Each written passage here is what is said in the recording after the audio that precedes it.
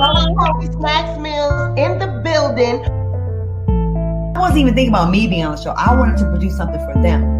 Celebrity. Like if I went to the mall and stuff, people are like, oh, The thing was, I didn't even know that anybody ever thought I was ugly. We look like twins almost. Okay. She really wouldn't be able Covering any more subjects related. So that's why you got the raw reaction. This is pathetic. It's pathetic.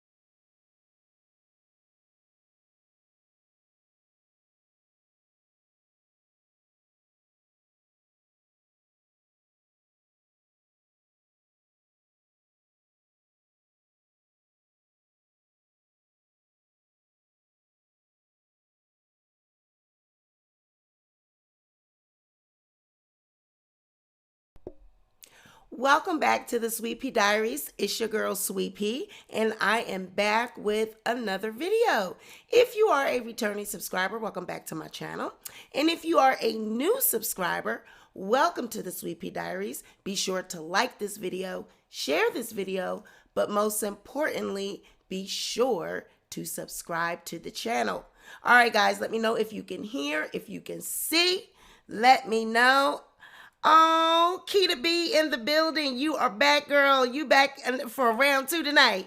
Together We Break Chains Productions. I am here. Real Life with D Vlogs. Hey, Sweet Pea, it's late, but I'm here. Thank you, guys. This is we doing this again tonight. This is night 2. This is round 2 of our late night mess, our late night shenanigans. I don't know what it is, but for the past couple nights, I've actually been just up. You know what I mean? Like, I'm like, you know what? I'm up. I can't sleep. I might as well just do a live. Might as well just put some content out. If I'm up, might as well make some money. So thank you for joining me. We got 10 people in the building. We got 10 people in the building to, you know, to start some foolishness and talk some foolishness. So you guys let me know if you can hear. If you can hear.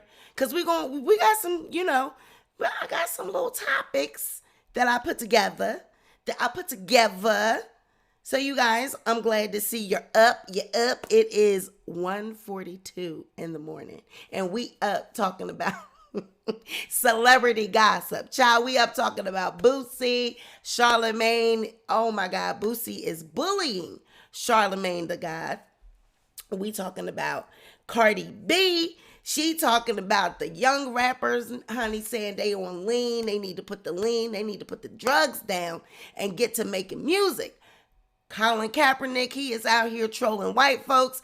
And Janet Jackson and Justin Timberlake, are we really here for a special with them to discuss this whole Super Bowl malfunction with the wardrobe? You know, when the titty fell at. I mean, do we need a whole Netflix special on that? Do we need a whole special on a titty falling at? Child, somebody, just the tea, please. Dover girl, hey. Oh, I'm glad I could be with you at work. I know how that is because at work, I watch my YouTube shows too. So I'm glad I could be with you at work. Alicia Keys and Swiss Beats, they out here showing off they mansion, child. And Michael Jackson's son, Blanket. Now, we know him as Blanket, but apparently his name is Biggie Jackson. He did a rare interview, and in a rare interview, he says we need to get it together. We got work to do as far as the climate and Mother Earth. He says we got work to do as a human race. So we're going to just jump into Mr. Blanket and see what he's talking about, because I didn't even know that this child could talk. When Michael Jackson was living, he just was, all we seen him was just covered with blankets, covered with towels, covered with rags. And now that his father, has gone on home, he out here talking. So we gonna hear what Mr. Blanket out here talking about, child. These celebrity kids, they crack me up because the things that they are, passionate about, and the things that they talk about, child, I'm like, that's what you worried about? That's what you using your voice for? That's what you have a platform for? It's like the things that they worry about and the things that a normal everyday child or normal, everyday young adult worries about, it damn sure does not mirror each other, child. These celebrity kids and these rich and famous children, the things that be on their mind and the things that they are passionate about is nothing like an average everyday young person. So we're going to jump into these topics. I'm going to first start off with Boosie, okay? I'm going to start off with Boosie. T.S. Madison was on Charlemagne the God. She was on The Breakfast Club, okay? She was on The Breakfast Club. She went around there and she did the Breakfast Club. She did the Breakfast Club's show the other morning. And on it, of course, she talked about Boosie and the comments that he has made concerning Lil Nas X.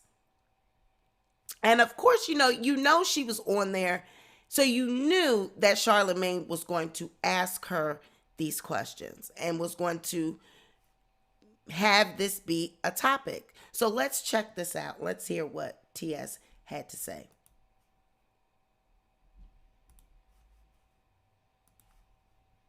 It just being so quick to say, oh, he's transphobic or she's transphobic.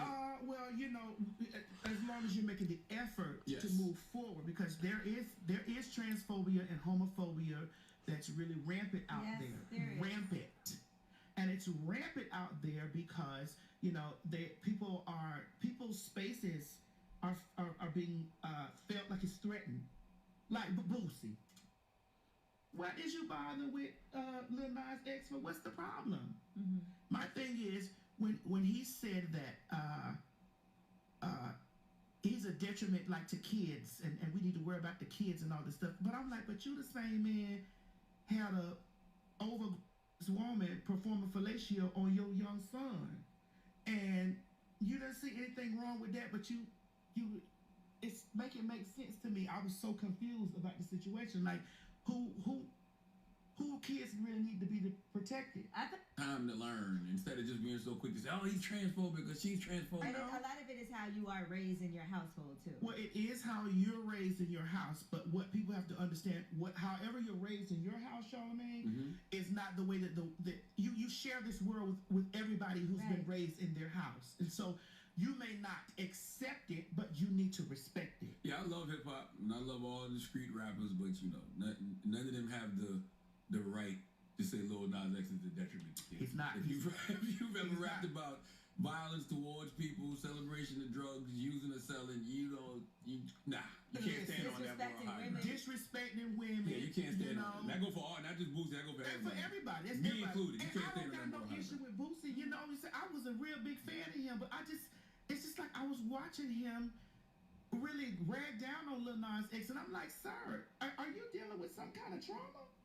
Is it some type of, what's going on? Because that boy haven't done anything to anyone. Right. And then I saw, And a lot of it is how you are raised in your household too. well, it is how you're raised in your house, but what people have to understand, however you're raised in your house. Time to learn instead of just being so quick to say, "Oh, he's transphobic" or "she's transphobic." Well, you know, as long as you're making the effort Yes. to move forward, because there is transphobia and homophobia that's really rampant out Yes, there. there is. Rampant.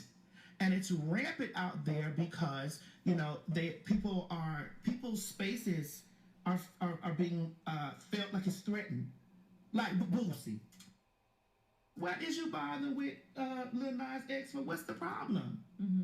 My thing is when he said that he's a detriment like to kids and we need to worry about the kids and all this stuff. But I'm like, but you the same man had a woman performing fellatio on your young son, and you don't see anything wrong with that, but you it's making make sense to me. I was so confused about the situation. Like, who kids really need to be protected?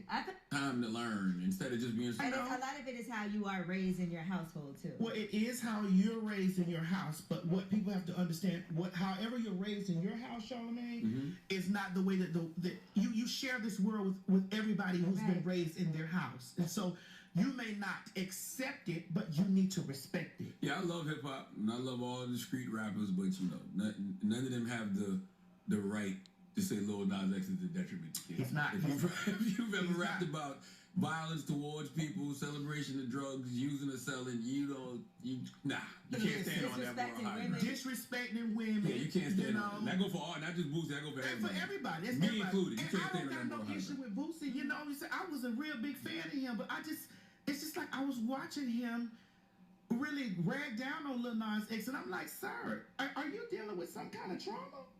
Is it some type of, what's going on? Because that boy haven't done anything to anyone. Right. And then I saw, And a lot of it is. So after following this interview, following TS being a guest at the Breakfast Club, Little Boosie comes out on his Instagram, and this is what he has to say to Charlemagne. They still got my name in their mouth about that gay LOL at See the God. You part of the problem. Keep egging these people on. You show with this, bro. You using your platform to support Nas X and his antics. I see what side you on. He said, F y'all kids, shaking my head, dummies. I'm going to read that again. They still got my name in their mouth about that gay, and I can't see what it says. It just says gay, I don't know. LOL at See the God. You part of the problem. Keep egging these people on. You show with this, bro. You using your platform to support Nas X and his antics. I see what side you on. Rainbow sign. He said, F y'all kids, shaking my head, dummies. Now, we need to have this conversation because what I'm trying to understand, what I want to understand is, what is it that is the issue here with this conversation and the people that support Boosie? If you are in the comments, can you please let me know, because I'm trying to understand, what is it that Boosie and people that support his views and views like his, what is it that people are saying and they have against Little Nas X? Is it his flamboyance? You know, his show of love interests in his songs and in the videos and on the performances, you know, being that his love interests are now portrayed as men. And is that what they're saying that they don't want children to see? Is that what they're saying, that it's too much for children to have to see and stomach two men on men, seeing gay, relationships play out on stage and in videos? Is that what the issue is? Vanderveer says, I think the blogs fuel this beef between Boosie and Nas X. They continue to post Boosie's rants. Purple Nemo says, let him be gay and happy. This shit is getting weird. Keita B says she doesn't watch The Breakfast Club because of Charlemagne. Okay. And Just the Tea Please says, me as well. Don't watch them, Keita B.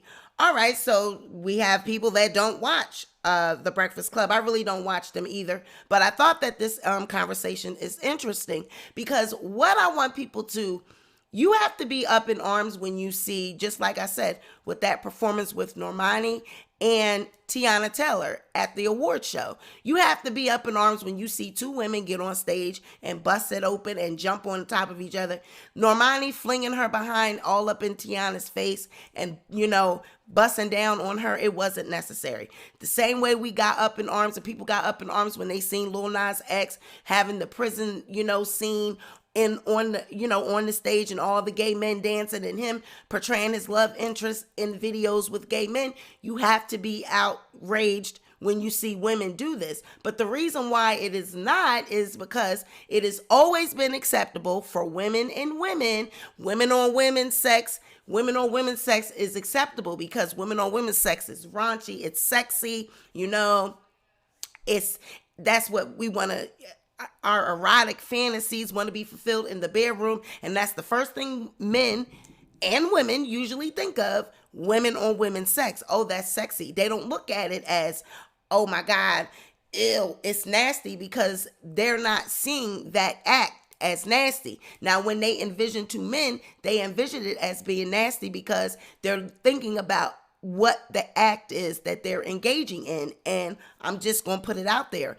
It is the type of anal activity that two men would be having when they have sex. And we just got to be honest. That's what people envision when they think of two men having sex. They think of anal sex. So that's what it is. It don't have nothing to do with the fact that he's gay and, people don't want him to be gay. Nobody cares about that. When they think on men's sex, they think of it as disgusting. They think of it as nasty because they envision the act. And when they think of two women, they think of it as sexy. They think of it as erotic because they envision it as, oh my God, it's sexy, it's lustful, because it's two women and it's not penetration. It's just lapping and licking and touching and grinding and bumping. That is viewed as sexy. And we're not ready for these conversations. The mainstream and people, the regular mainstream people, they're not ready to admit that when they envision men on men, they envision the sex and the activity that the two men are going to be doing. And that's why they view it as nasty. That's why they don't like it. That's what they are viewing. They're not thinking about, them laying and just wanting to live their life and be free and be homosexual and free and fit in with society. That's not what people think when they think of homosexuality between two men. Unfortunately, the mainstream views it as something to be, viewed as disgusting. They don't view it as accepting and sexy and erotic. They view it as nasty, it's disgusting, it's vile, it's an abomination, because they've been raised throughout their life and up in churches, the black churches and, Pentecostal, just churches in general, that homosexuality is a sin. It is an abomination. You're going to hell if you practice this type of activity. And if you've been raised like that and that information has been put into you and beat into your head and beat into your psyche throughout your entire life, that's unfortunately, that's how you're going to view it. Like, oh my God, two men, men on men, it's nasty, it's vile, it's disgusting. You're going to hell. God said it's abomination. So they don't look at it, and they're not ready to look at it as, well, let him live his life. If he wants to love on a man and he wants to be with a man, let him live his life. Let him be in love with who he wants to be in love with. Now, we do have some men that feel threatened by this activity. They feel threatened by seeing two homosexual men. They don't want to see it. They don't want it anywhere around them because maybe they feel some sense of attraction towards it. There are some men that are disgusted with themselves because they find that they are attracted to men, and they don't want people to know. They don't want people to know that they find transsexuals attractive. They don't want people to know that they find other men attractive, and that when they see men on men sex, maybe they get aroused, or maybe, something stirs inside of them, and they don't want, did anybody notice that? Can anybody tell? They don't want anybody to know that they feel some sense of arousement from it. So then they start to think, oh my God, am I gay? Am I gay because I like what I see? I like that type of, activity. I like to watch men on men porn. Am I gay? So a lot of things and a lot of questions, conversations, a lot of it with this conversation, it is a lot. And as a community and as, as a society, we have to start exploring some of these possibilities as to why these men get so upset, why a person like Boosie feels as though it's okay for boys to be, like T.S. said, for boys to be fondled and sucked on by grown women, being broken in by grown women. And I need to know, where were these women? Who were these grown ass women that thought it was okay to fondle and suck on little boys? First of all, that is abuse. That is sexual molestation. Okay. So whoever Boosie had those kids around, whoever those women were, that's molestation. The CPS need to be banging them damn doors down. Okay. A lot of you sit up here and say that you're for kids, you're for victims. However, no one is beating down the doors. No one is sending CPS over there. No one is interested in wanting to find out who the hell were those grown ass women that performed fellatio on 14, 15-year-old boys and thought it was okay. Why would you want that little Peter in your mouth, that little Peter in between your legs, touching and fondling on that little Peter? You violated and molested them kids, and Boosie paid you to do it. Like, nobody wants to talk about that, but that's because in our community, we are taught that boys, when you're young, or, when you start getting 13, 14, 15, that's what you're supposed to be doing. You're supposed to be liking girls, liking women, wanting to have sex, wanting to be fresh, wanting to be promiscuous. It's okay for boys. It's okay because you want to raise your boys to be hypersexual. Because you don't want them to be gay. We don't want to raise no gay men. We're not raising no gay boys. We're not raising no, the F word. We're not raising that. So we want to put them in front of as much pee and as much coochie as possible. Not realizing that you're traumatizing and abusing kids by trying to put them in front of sex when it's too early, when it's too soon. 14, 13-year-olds, 15-year-olds, they don't need to be having no conversations about sex other than learning about the reproductive system, learning about, if you were to engage in that, you need to be protected, you need to be wearing condoms, teaching them about STDs, teaching them about, being responsible, not being irresponsible and just going all around just sticking and dicking whoever you want to, whoever comes along, just sticking and dicking, because that's what men do. That's what men are supposed to be hyper sexualized. So whoever Boosie had around there, these nasty ass women that thought it was okay, nobody wants to have that conversation. All we want to do is talk about how, oh, Lil Nas X, he's, when all Lil Nas X is doing half the time is trolling the internet, trolling everybody, throwing shit in people's face just for shock value. Now, the problem that I have with Lil Nas X is you started off Old Country Town Road. You started off in the classrooms. You started off being an idol to our children. You started off as our kids, with our kids as your fan base. You targeted our children to push your music.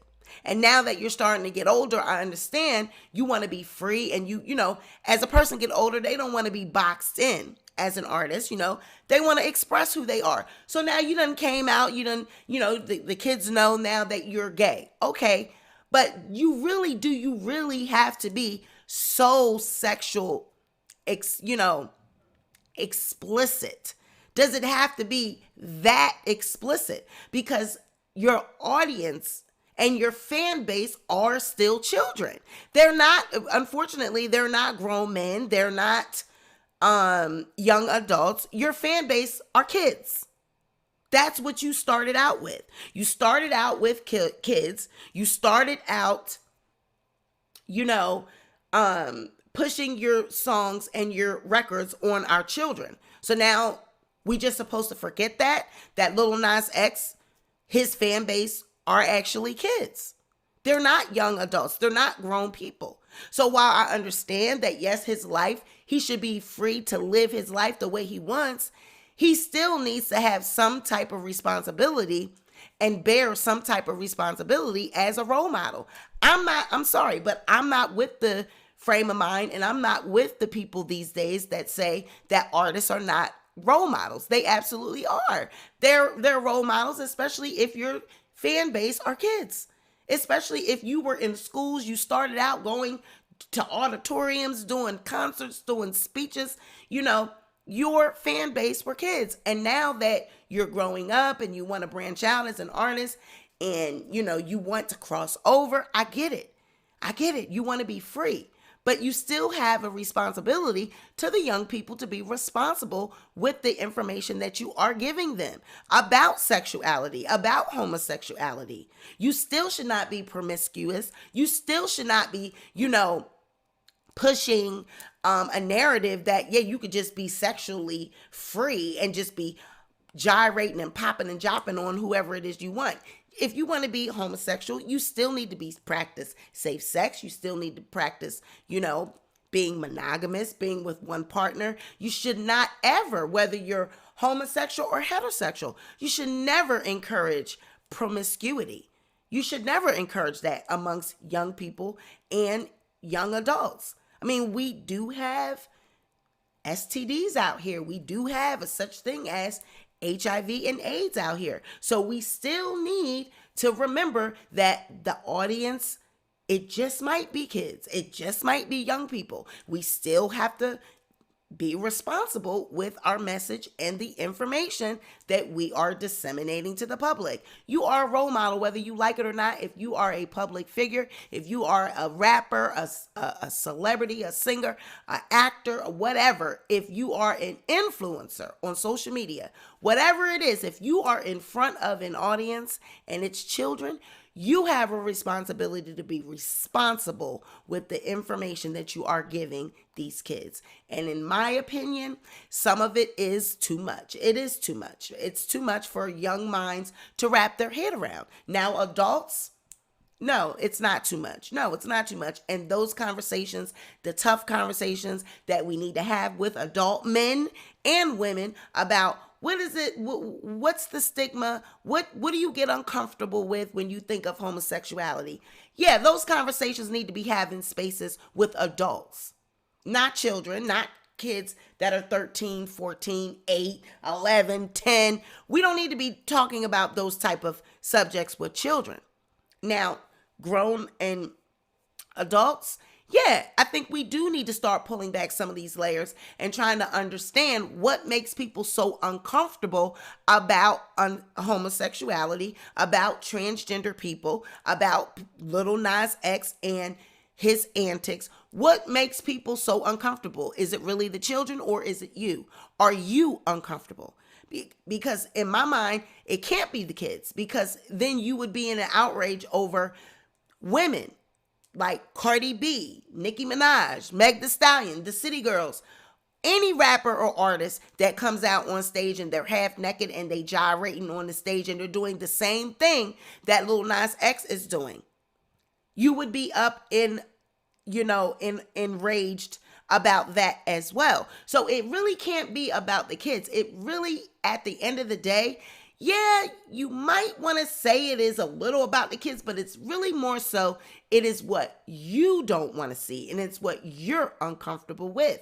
It's nothing wrong with that. But at the end of the day, Boosie going to have to stop trying to get everybody on his bandwagon. Charlemagne the guy, we already know that when, he's part of the establishment. The Breakfast Club is owned by Revolt, and Revolt is probably owned by, another larger conglomerate that controls airwaves, controls TV, controls media. So Charlemagne, he's not really in control of what he actually can really say, his ideas. He's not in control of what he says and what he disseminates in his interviews and in his thoughts to the public on the radio. He's not in control of that. There are certain, scripts they got to stick to. There's certain agendas that they got to stick to because of the people that employ them. So we already know that Charlemagne, he gets up there and be flip-flopping, 1 minute he's saying he's against this, and 1 minute in the next minute, he's not. And we all know that Charlemagne is suspect. I always thought that, Charlemagne can kind of be both ways. Is he in the closet? I've always wondered, is Charlemagne, down with the get down? Every time I see him, it looks like he's getting more and more. Does he have plastic surgery? Did he get his nose done? I don't know. But Charlemagne is wishy-washy. He's down with the agenda. He's down with the establishment. He's down with the media. So whatever their agenda is, whatever they're pushing, and if there is an agenda, Charlemagne, of course, he's going to be down with it because that's who he's working for. He's working for the media. They control the airwaves. They control what information they want disseminated to the public. And that's what his job, that's what he's there to do.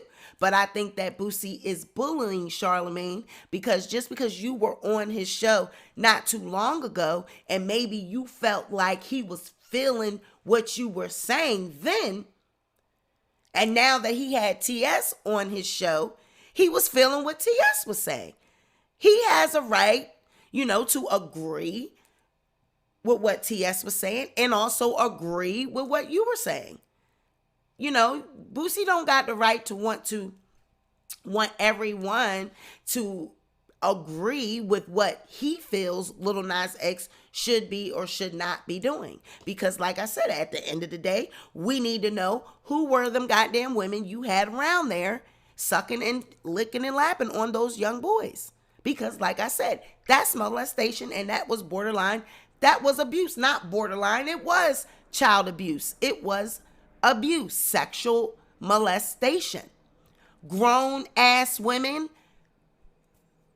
fellatio on young boys, that's molestation. Nobody up in arms about that, but you worried about Lil Nas X. To me, I understand how people would be like, it's just too much for kids. Lil Nas X, his audience is children. Well, at the end of the day, that's why parents need to be present. You still are the parent at the end of the day, and you need to be present in your child's life. The TV, the phone, the iPad, that should not babysit and raise your children. You still, as a parent, are responsible to come and, clean up the mess that social media and that these images and that these messages are constantly beaten in your children's ears and in their heads. These ideas that are constantly across the airwaves, that are constantly across their tablets and their phone screens. The parents, it's your job to come behind all of that at the end of the day and still be a parent. Still talk, still, interact and sit down with your kid and find out what it is they know, what it is that they understand about homosexuality, transgender rights, LGBTQ community. You might be surprised to note that they understand all of it. They understand all of it because the days and times that we are living in, it's out here. You know, I understand being respectful. Yes, they should know these things. But too much too soon, I agree with that as well. So like I said, this whole conversation, it is all over the place because it is a lot of moving pieces. It's a lot of moving parts to this conversation. And I'm sorry, I do not agree with, you know, the mocking and, you know, trying to make this out to be some type of comedy situation. This is serious. Transgender people lose their lives every day. They lose their lives every day at the hands of Black males that are insecure about their sexuality because they do not want people to know that they are gay or that they are attracted to transsexuals. So instead of people knowing, they would rather kill the woman. They would rather harm the transgender person. And, you know, it's not always that the transgender woman was lying or hiding who she was. This man was just hiding who he was. A lot of that goes on. So we got to start having these conversations about what it is that people are so worked up about. Is it really the kids, or is it really the insecurities that men have? Is it the insecurities that you have about your own sexuality? Is it really the kids? Because like I said, if it was really the kids, these Meg Thee Stallions, these city girls, you know, the Normani and Tiana Taylor performance, that people would have been up in rage about that. That, oh, the kids. If it really was the children that people were concerned about as it pertains to Lil Nas X, we would be up in arms about these other performances. But like I said, when people think of women on women sex, they think of it as erotic, as sexy. They think of that as something to, you know, to spice up the bedroom.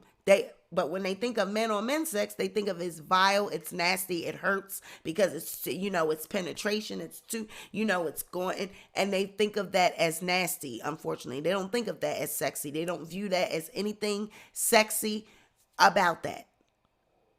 And then, you know, you got the religious aspect of it. If you've been beaten, if that's been beaten in your head, that is an abomination. It's a sin. You know, you're going to hell for being homosexual. That's not something that people could just change overnight. So these ideas and, you know, all of this stuff plays a role in where we find ourselves in the Black community with this conversation. So we really got to start talking about it, and we got to be honest, and we have to be real about this topic. What is it that Black men find so offensive and Black women find so offensive about homosexuality, transgenders, the LGBTQ plus community? Is it really children? Is that really what it is? Is that really the conversation, that you don't want your kids seeing that? You don't want your kids seeing Lil Nas X gyrating and his love interest as a man. We don't want our kids seeing that at these award shows. We don't want that being portrayed in his videos because it's too much for our children. Is that really the conversation? I'm interested in knowing, is that really what it is? Drop in the comments, let me know. Let me know in the chat, is that really what it is? Ain't nobody still getting tricked in 2021. Y'all keep believing that mess. Exactly. And like I said, a lot of these men, they know that these women are transgender and they just do not want their friends, family, they boys finding out that they were with a transgender person, because the first thing, you gay, you know, and so they would rather be, you know, in a situation where they would harm the transgender person, kill them even, than be exposed and then people find out that they were with a transgender person. So these, you know, this is really serious conversations that need to be had, and we need to start asking questions. Why do these men get so enraged? People like Boosie, what is it that you are so upset about? What is it that you find so vile about Lil Nas X? Is it really the homosexuality, or is it that it's something in you that you feel you either you like it, maybe you're attracted to it, and you're upset with yourself because you're attracted to men? I mean, that is really serious. That is really a thing. These men be attracted to men, and they be upset that they have these feelings. So these rants, these outbursts, it's like, why are you so mad about somebody else's life? At the end of the day, you concentrating too much on somebody else's life. All right? So you need to start asking that question. Boosie, what's your problem? What is your problem? Do you want somebody to tickle your fancy? Do you want somebody to tickle your fancy and you're just upset at yourself because you have had these feelings, these desires, these yearnings all these years, and you just keep stuffing it down,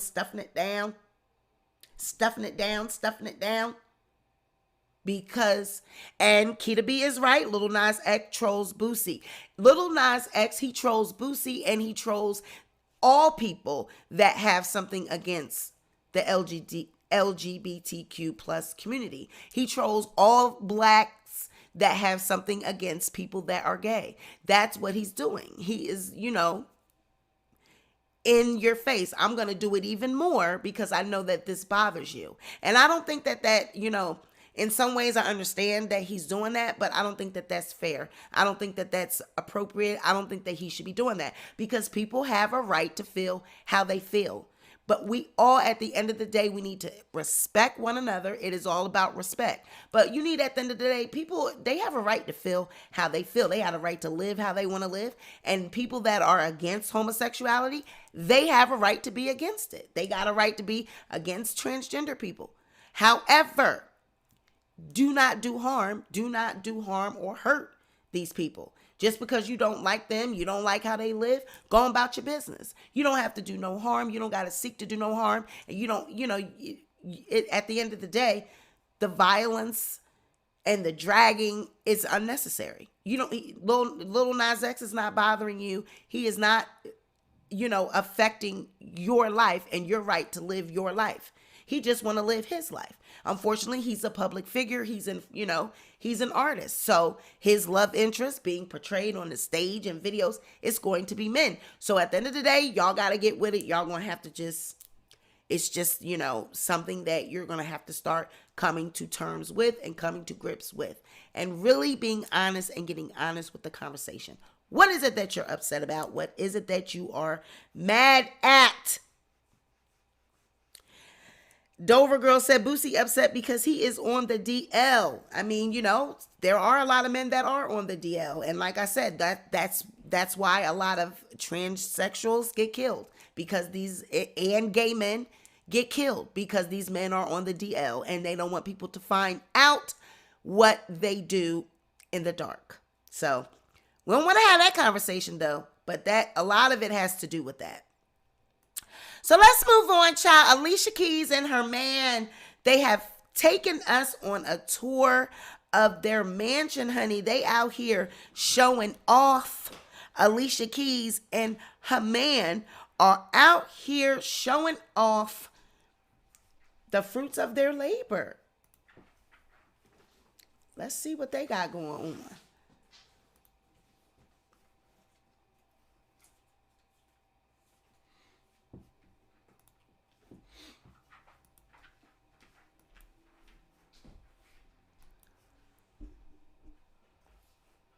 How are you? I'm Mrs. Dean. Mr. Dean right here. And we want to invite you into our home. Come. Coming to the Zaza.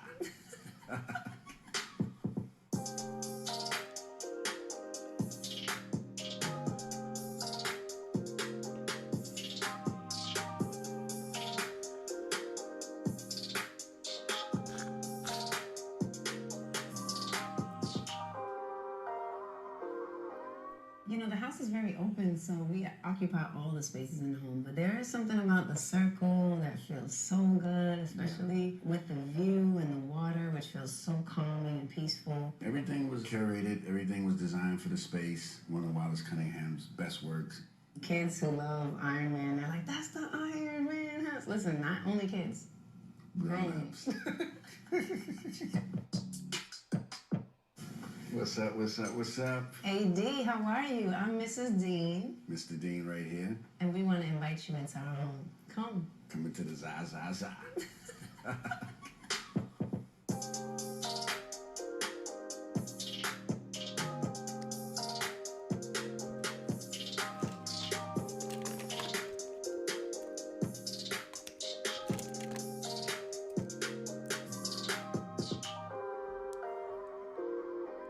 You know, the house is very open, so we occupy all the spaces in the home. But there is something about the circle that feels so good, especially with the view and the water, which feels so calming and peaceful. Everything was curated. Everything was designed for the space. One of Wallace Cunningham's best works. Kids who love Iron Man, they're like, that's the Iron Man house. Listen, not only kids. Grown-ups.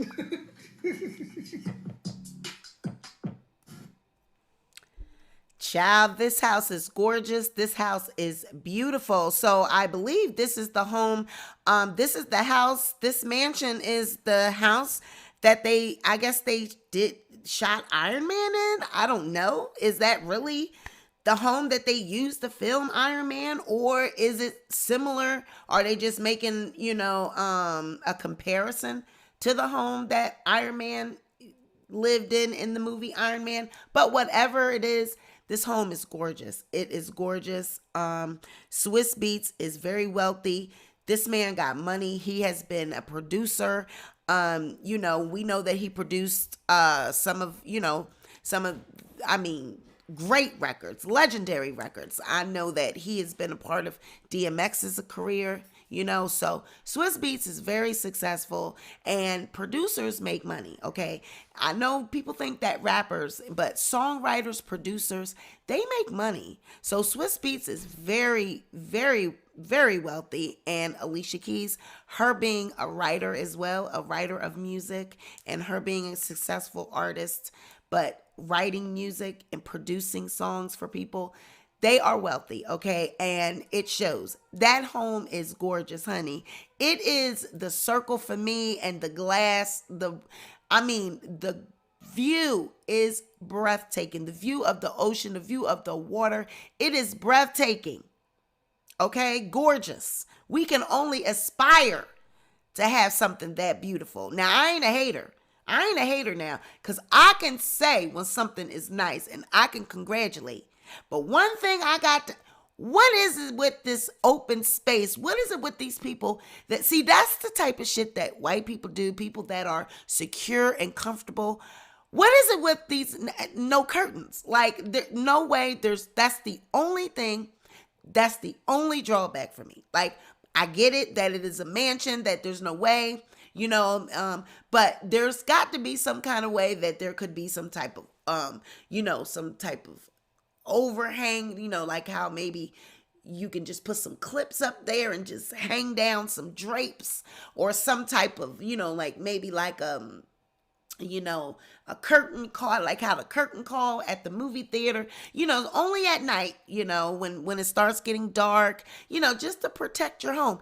Even maybe something on the windows where, it don't even have to be curtains. It could be some type of interactive something on the actual, the glass windows themselves, and it actually like maybe darkens the windows out or something.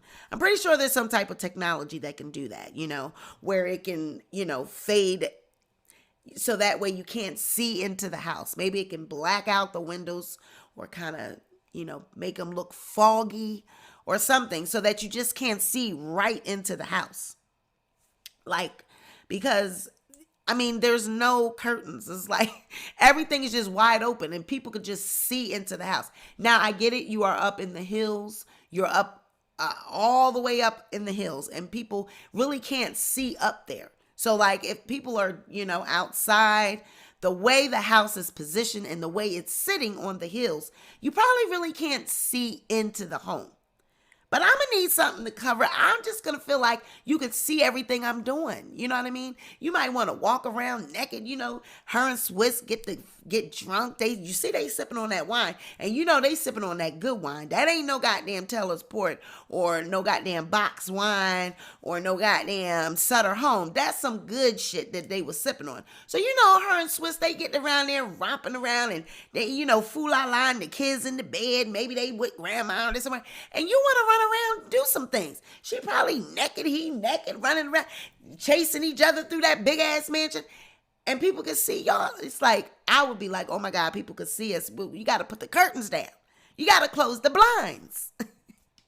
But with a house like that, there are no blinds, okay? There's nowhere to put curtains. There's nowhere to put blinds. It's a mansion, Sweet Pea. They don't have blinds or curtains. So that's why I said maybe there has to be some type of technology where it could fog out the windows.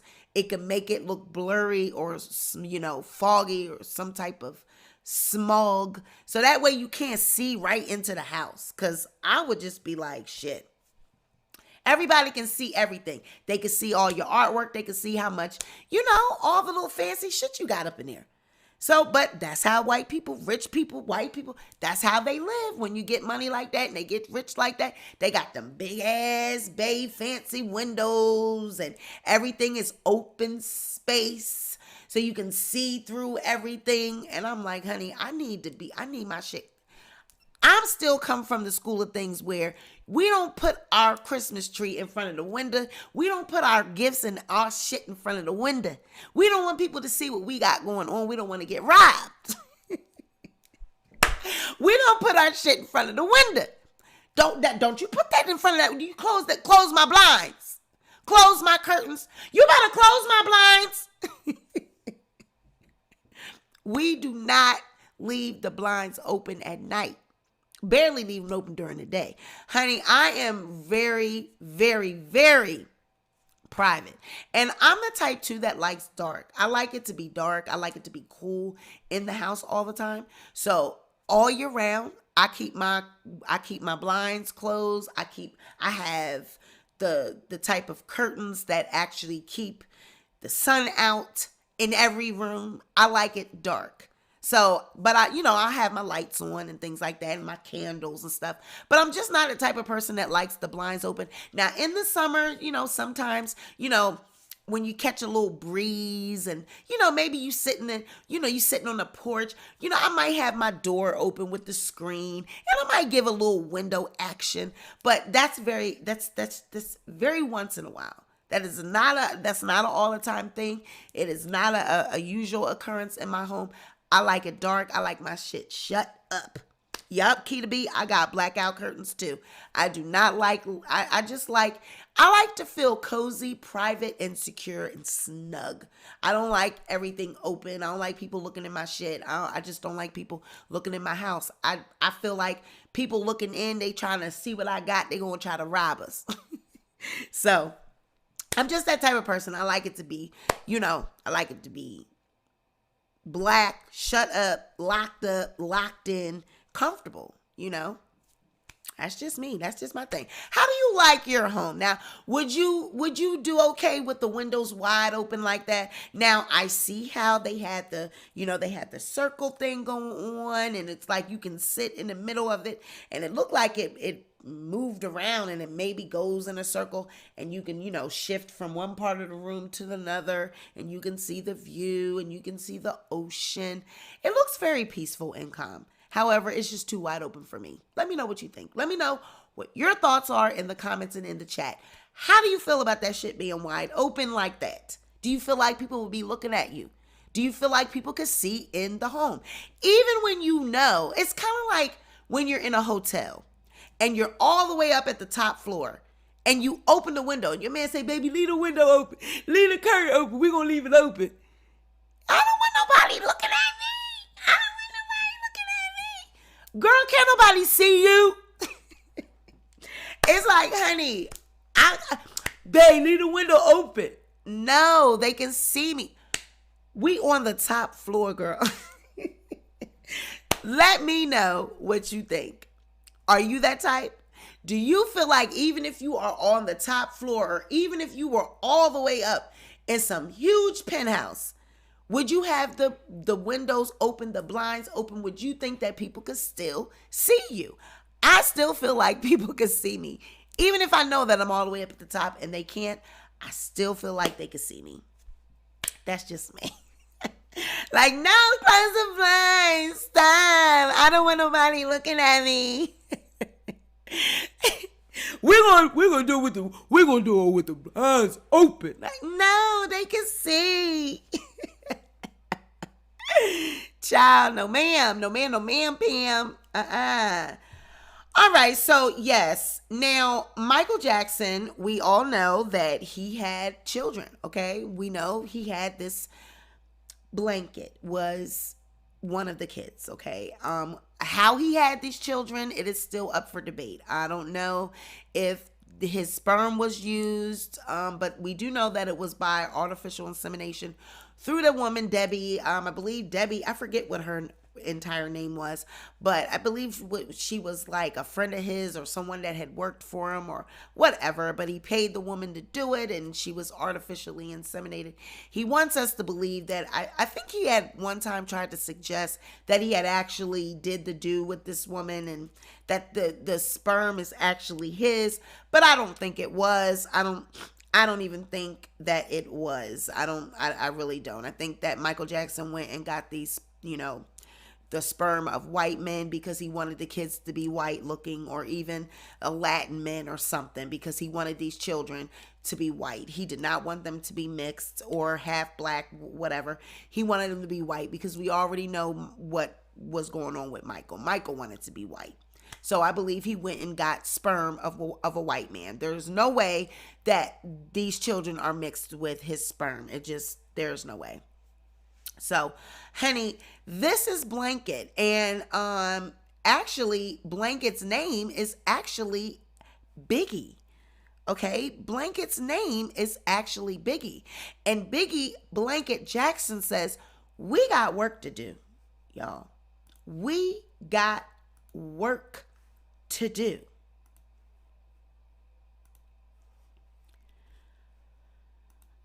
Michael Jackson's son, Biggie, says, we have work to do regarding climate change in rare interview.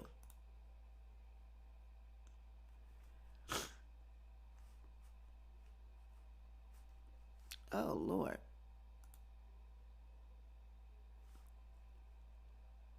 In a rare on-camera interview with Good Morning Britain, the 19-year-old son of Michael Jackson, formerly Blanket, spoke about his father's legacy as he called for leaders to focus on climate change. There's a lot of really cool stuff here. There's a lot of history in this house and the studio here. That's what he was all about, he said, before referring to his siblings Paris and Prince. That's what each of us want to do, make things that people enjoy, but also benefit their lives. Biggie also shared his passion for addressing climate change. I do think it's important we all know about it. We have some work to do, but our generation knows how important it is, he says. And here he is, child. Speaking for the first time on camera, Biggie, formerly known as Blanket, told me just how important it was remembering his dad 12 years on after his death. There's a lot of really cool stuff here. I think there's a lot of history in this house and the studio here. That's what he was all about, and that's just kind of what each of us want to do, and kind of makes things that people hopefully enjoy but also can benefit their lives. As the world's attention is focused on the COP26 summit in Glasgow, Biggie is using his voice to call on world leaders to do more to tackle the problem. I do think it's important that we all know about it, and I think we have some work to do, but our generation knows how important it is.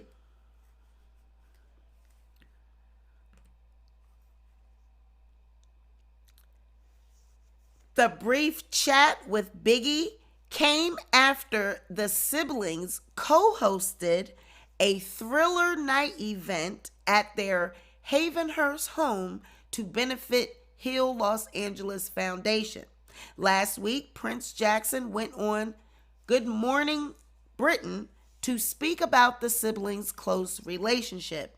At this point in our life, it doesn't really feel like there's that hierarchy of, I'm the older brother, he said. It's more that we're all siblings and we're all kind of on that same level where my sister has her strengths and my brother has his strengths, and where I'm not as strong in certain areas, they complement me in that way. Prince added, we have such a close relationship, and because I'm the oldest, my father would always tell me I have to make sure the group is taken care of and that I have to kind of be the leader and lead by example. Prince explained that after their father's death, they were all thrown into the real world. My siblings, honestly, they picked up the slack that I unfortunately left behind, he said. Though Prince said he would ideally want to see his siblings more than he does now, he's sure not to take any moments with them for granted. Sometimes life just happens to get in the way. People travel and stuff like that, he told the morning show.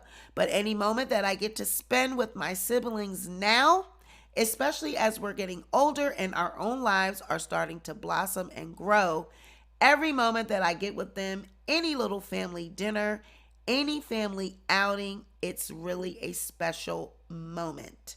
Now, these are the three of the kids. Of course, we know that it's Paris, Blanket, and Prince Jackson.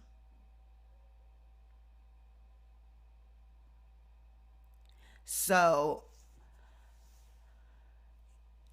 I did not know that Blanket went by Biggie. I didn't know that his name was Biggie. I did not know. Yeah, so this is all three of them. This is Prince is the one in the middle, then that's Blanket, and then that's Paris. And I've always liked Paris's look. I've always thought that, out of all of them, that maybe she could be, maybe one that kind of got away with, maybe looking a little bit like the Jacksons, because, let's just be real. LaToya, Janet, Rebe, all of them had their damn nose done. All of them have got that Jackson nose nipped and tucked. Even Mama Catherine got her nose done. So I've always thought that,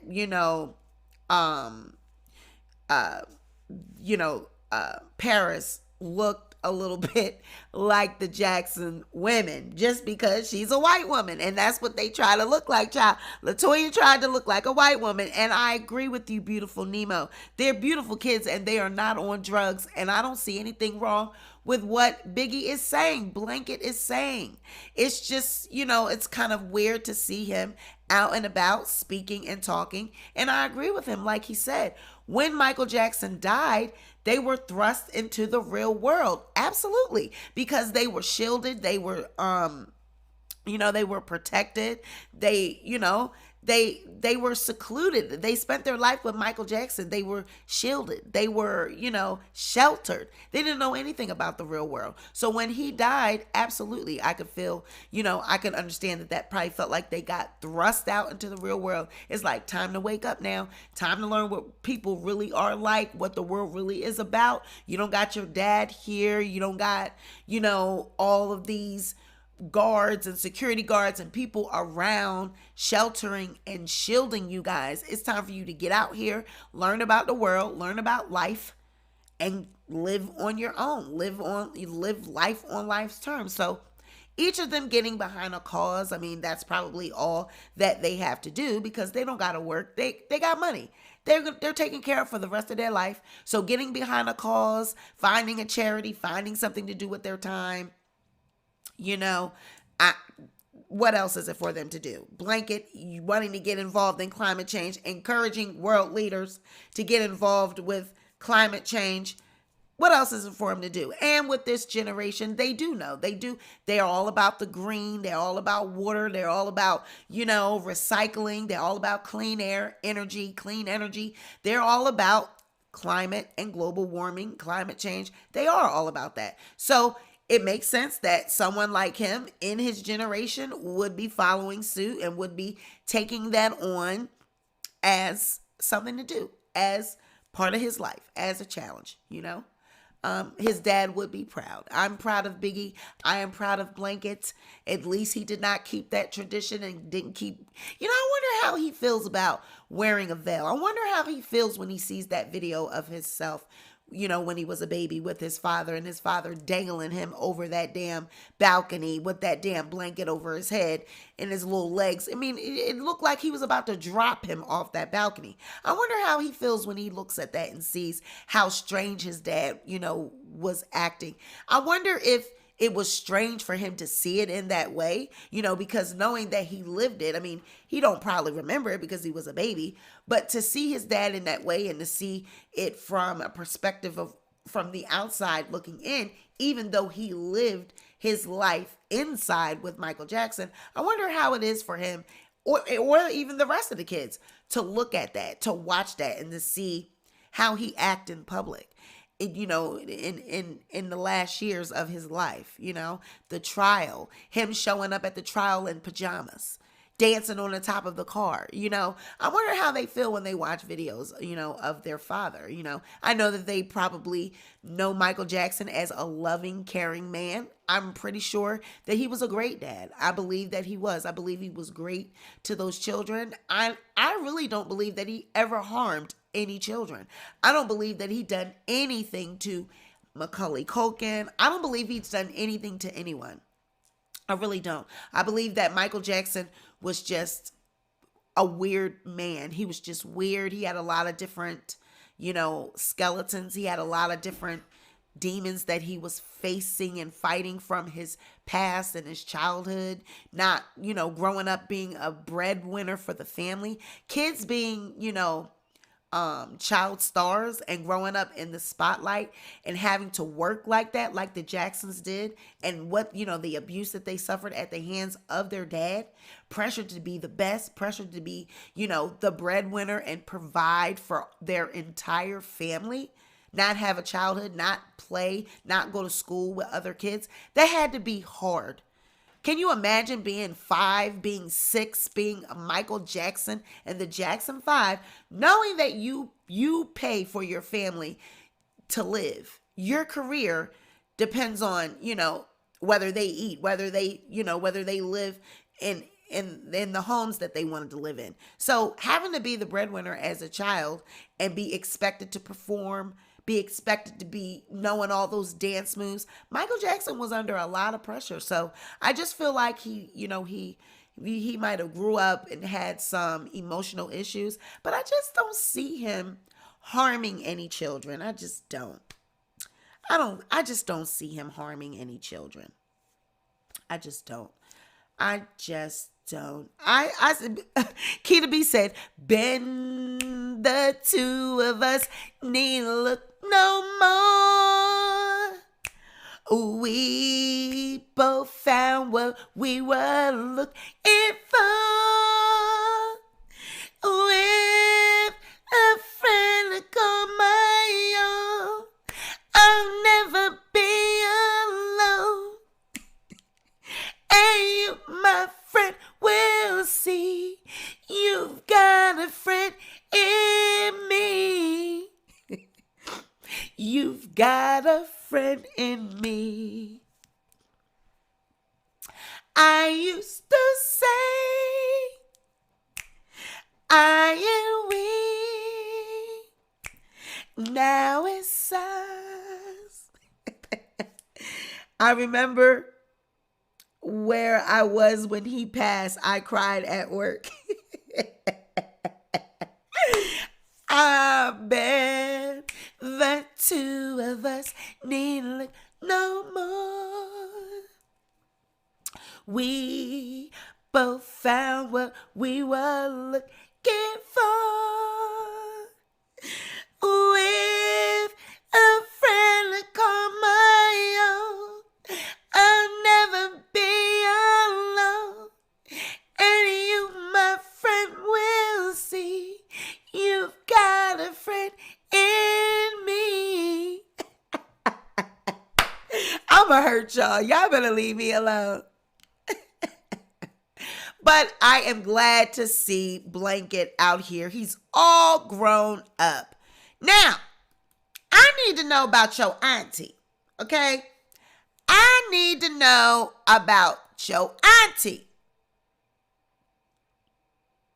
I need to know about your auntie with this titty act. I need to know about your auntie with this titty act. And why do we need a Netflix special? Why do we need a Netflix special about you and your titty act? Why do we need a Netflix special about this damn wardrobe malfunction? Oh, child. Well, it's not going to be Netflix. I keep saying Netflix. Honey, it's going to be Hulu. Lord have mercy.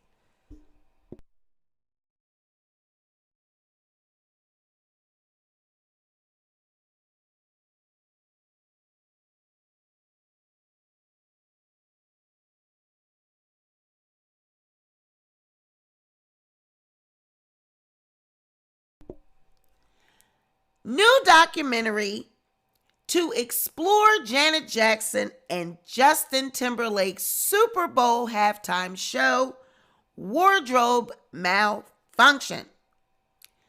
The 2004 Super Bowl halftime show of Janet Jackson and Justin Timberlake will soon be explored in the documentary Malfunction, the dressing down of Janet Jackson, according to Deadline. FX and Hulu are teaming up to explore the event that arguably rocked Janet Jackson's career, as she seemingly received most of the backlash for Justin Timberlake accidentally ripping a piece of fabric off of her breast in front of millions of people. The documentary is set to be released on November 19th. It is said to explore the racial and cultural currents that collided on the Super Bowl stage and explores how the incident impacted one of the most successful pop musicians in history. It's also reported that NFL and MTV executives will be featured in the documentary, in addition to members of Janet Jackson's family. Child, I need to know, why is this a thing? I need to know, why is this a thing? And do we even care about this? Do we even care about Janet Jackson and Justin Timberlake all these years ago? This happened in 2004. Why are we still talking about this wardrobe malfunction? If it was indeed a wardrobe malfunction and it was an accident that left her titty at,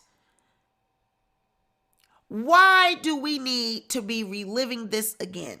Now, I do believe that this did shape Janet Jackson's career. I believe that it shaped it in a negative way. I do believe that it affected her career greatly. I do believe that she did take majority of the backlash, but I don't understand why it was any backlash. If it was an accident, I don't get why I never understood why there was backlash. If it was indeed an accident, is the narrative that it wasn't an accident? That how would she make him pull the titty act? How did she make him pull off, this malfunction? How did she entice him to do that? Like, I don't understand why this would be her fault. And then I don't understand how they got how racial tensions occurred through this. I don't understand why race would even be a topic. I don't get it. I mean, you at the performance. She do control. Control. Yeah, yeah.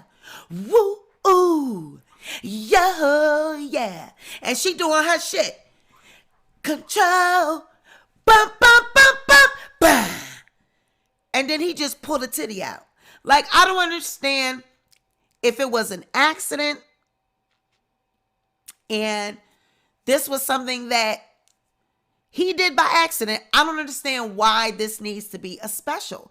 I just never understood what the big deal was about it.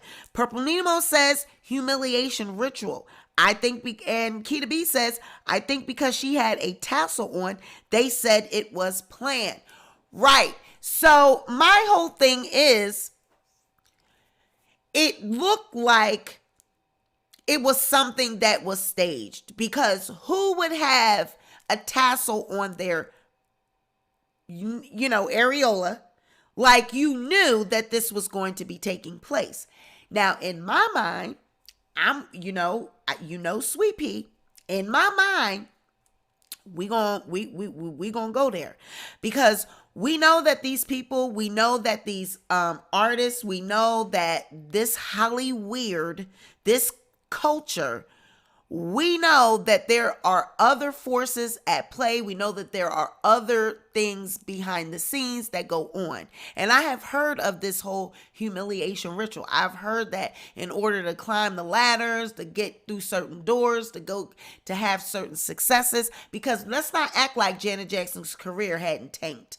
Let's not act like Janet Jackson was not, it wasn't like she was down here, busting down doors at that time in 2004. So let's not act like she didn't need something to be revived. So this could have been a publicity stunt. It looks like it was something that was expected to happen. It looks like something that was being planned, because why would you have a tassel on your breast? So I get it, but I never understood if this was something that was planned, if that, this was something that they planned behind the scenes. Why would she suffer? Why would her career be affected? Unless you didn't go along with something didn't go according to plan after the fact. After all this took place, whatever was supposed to take place and whatever was supposed to happen in regards to this event, something didn't go as planned. Because why would then the narrative start to, change, and now this is focused on Janet as though she is the culprit, she is to blame. She didn't set this up. She's the artist. She's the talent. So my thing is, I believe like they were in on it. I believe that, whoever was behind this plan, they all were in on it, but then they somehow blamed it and put it on Janet. For what reason? So now we start getting into the humiliation ritual. Now people, it's been talk that artists, they participate in this humiliation ritual when they want to go up, when they want to climb the ladder, when they want to make more money, when they want to gain success. So they agree to be humiliated in public through some sort of ritual, through some sort of event that is going to embarrass them in front of the world, in front of a bunch of people, and usually on a world stage, usually, in front of a bunch of people, a concert, usually where a large amount of people are going to see it, and you're going to be humiliated. Not a little concert, a little walkthrough or nothing. No, something like major, like the Super Bowl, the award show, something very major, a major stage. You have to be humiliated and embarrassed in this ritual so that you can then go up the next level or gain whatever fame or whatever level it is that you're trying to attain. So through this humiliation ritual, that is what occurs. You get humiliated and embarrassed, and then you reap your benefits. Now you realize after this occurred with Janet Jackson, what happened after this? After this, we started seeing that Janet actually retreated. She actually retreated. We didn't really see Janet as much, and then she's got married to some damn Muslim man that had all this money. Then she divorced him. Then she had the baby. You know what I mean? So her career never really went anywhere else after the Super Bowl. but she continues to live in luxury. She continues, to have money. She continues to be able to live her life in seclusion. But she ain't out here, busting no doors down, winning no awards, making no whole lot of money. But, you start to wonder, like, was it really a humiliation ritual? But it was a humiliation ritual gone bad. It was a humiliation ritual gone bad because whatever was supposed to happen afterwards, it did not happen. And it actually was the reverse. It was a reverse effect. So whatever, the plan was, it was like, it didn't go down that way. And then she took the blame for everything, went into hiding. And then we didn't see Janet. We don't see Janet. And next time we see Janet, she's married, she garbed up. Now she done had a baby.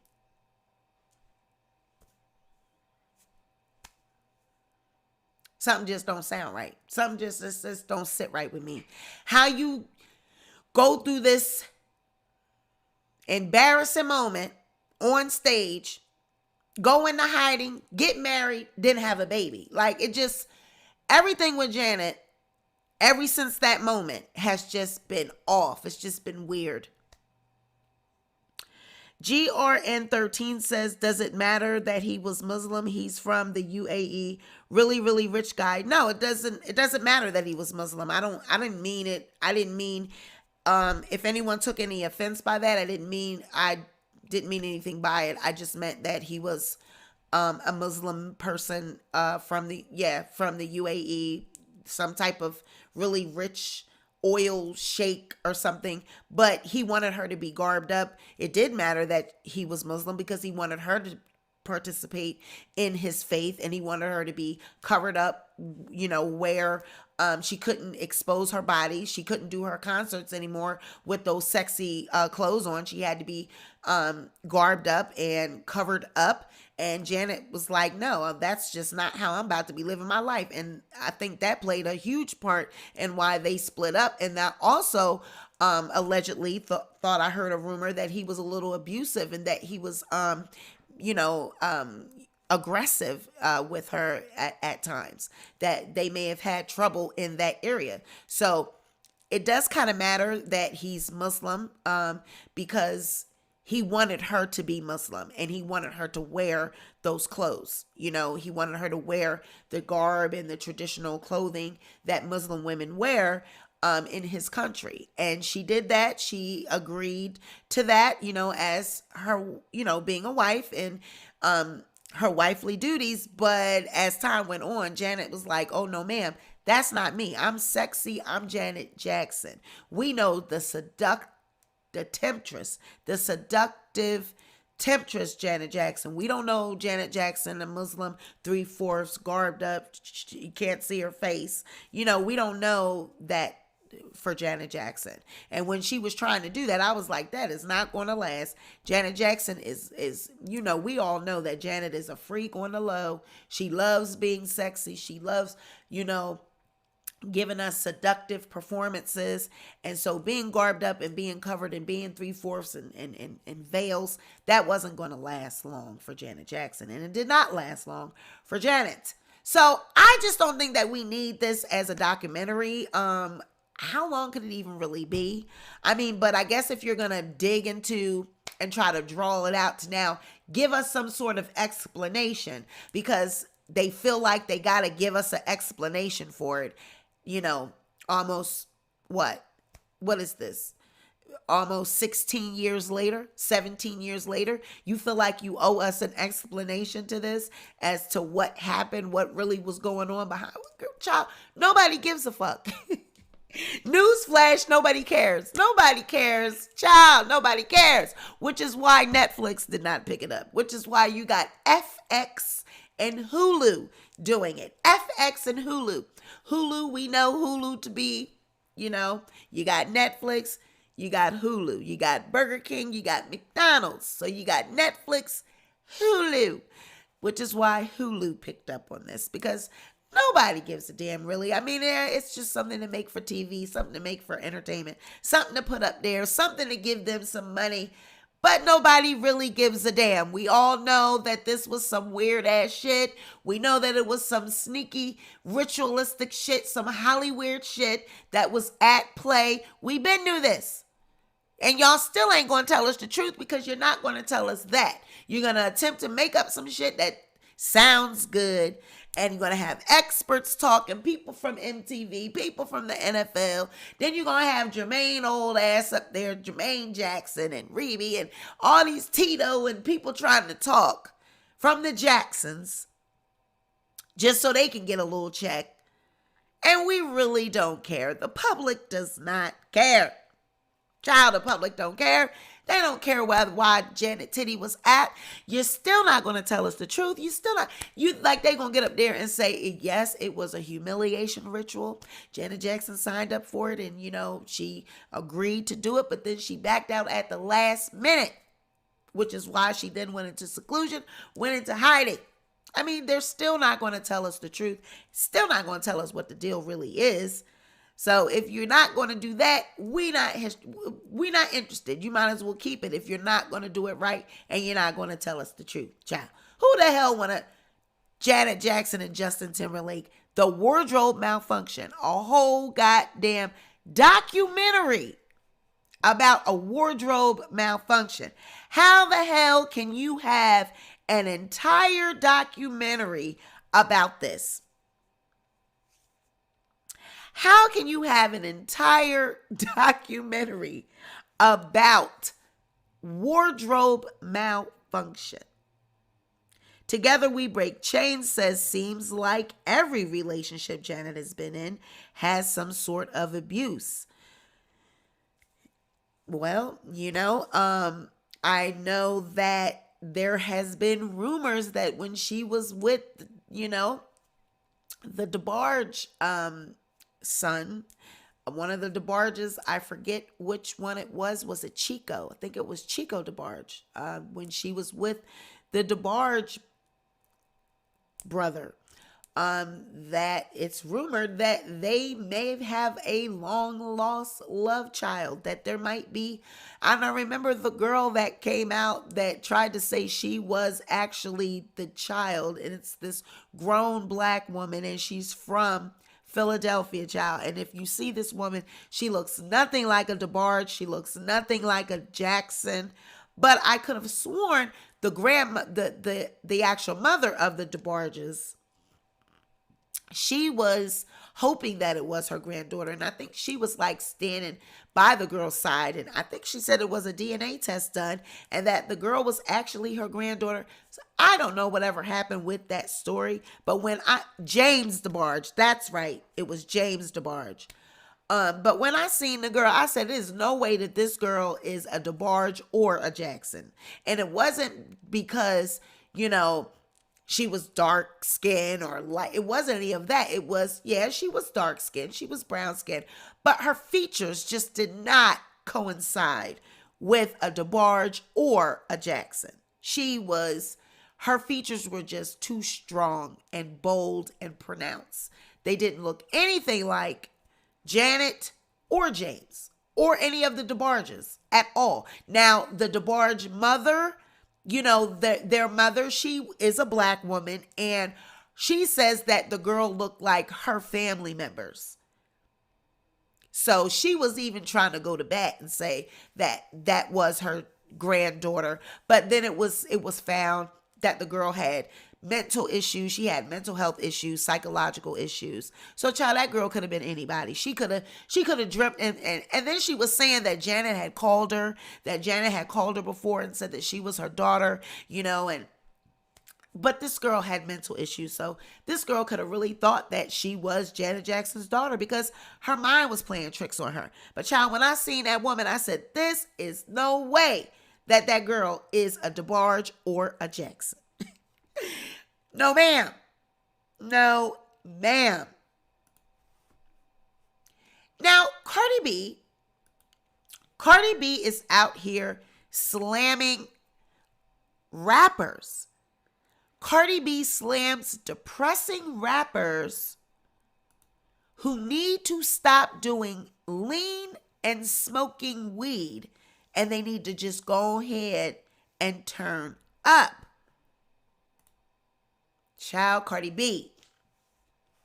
Cardi B said they need to go ahead and turn up and stop getting high. You can always count on Cardi B to speak her mind. In fact, it's just one of the many reasons why we all love her, and you know we love her here at the Sweet Pea Diaries. Cardi is outspoken, yes ma'am, Pam. And as a frequent opinion tweeter and IG Live sharer, Cardi's latest contribution really had people feeling some type of way, resulting in her needing to clarify her intent. But let's not get ahead of ourselves. We'll start at the beginning. In the early hours of Monday, November 1st, Cardi hopped on Instagram Live to air out her grievances about the oversaturation of slow-paced rap music, expressing that in her personal opinion, tracks currently getting played in the clubs all sound the same, which of course she had a solution for, telling her fans that what's been missing in the clubs is her. Addressing those watching, Cardi said, "Let's have this conversation. I know what niggas is missing in the club." When a fellow rider asked what, Cardi said, "Me, they missing me." It was at this point that she began to get some of her thoughts off her chest in regards to all of the slow shit in hip hop right now. I feel like we keep hearing the same song over and over again. These rappers nowadays, all of them want to die, she continued. They all want to die. All these niggas need to stop doing lean and smoking weed. You know, this the thing about these rappers, right? They got money and they start buying too much motherfucking weed and too much lean. And they make their asses slow. Before the live session ended, she reiterated, "The club need me. The strippers need me. The hoes need me. The motherfucker getting money needs me. I want to shake my ass, nigga. Am I lying?" I know what niggas is missing in the club. Why? Me! They missing me! They missing my music! And now that I'm in the game and everything, and I be seeing all these motherfuckers on Twitter like, you need to have rap, you need to have bars, you need to have this. I want to make music to turn the fuck up. Because when I walk to the club, that's what niggas want to hear. Niggas ain't hearing no. Ooh,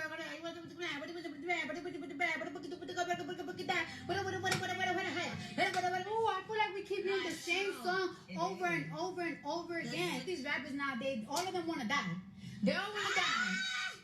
All these niggas need to stop doing lean and smoking weed. You know, this is the thing about these rappers, right? They get money and they start buying too much motherfucking weed and too much lean, and they make that slow. The club need me. The strippers need me. The hoes need me. The motherfucking get money nigga need me. I want to shake my ass.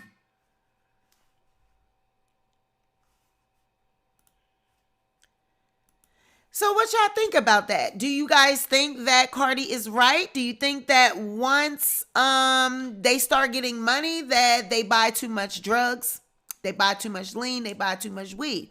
Now, before we get into this, Cardi, the Migos, we gonna be honest here. She is talking about her husband and his group because they are those type of rappers. They do that mumble rap. They got the same song over and over. The Migos are the ones that are being played in the clubs now. They the ones on the radio over and over. And so she knows best because Offset and them, that's what they do. Lean, weed, and lean in the cup, weed. They in the studio smoking lean. Leaned out, drinking, smoking, and they making their music. Now, the Migos, one thing I will say, yeah, they got good songs. They got bangers. People love them. But they are the same shit over and over. They're the same beat. It's the same theme, the same blueprint over and over. So, Cardi, I love you, girl, but the Migos, they are who you're talking about. Offsetting them, they have the same blueprint. They got the same shit you were talking about, that it sounds like Amigos record that you're talking about. Nas said hip hop is dead. Hip hop is dead. I agree. Now, the clubs, now, when you say the clubs need Cardi, when she says the clubs need her, you know, the clubs, the strip clubs, you know, we're going to say that environment where you're in an environment, in an atmosphere, but do the people even dance? Young people, do y'all even dance?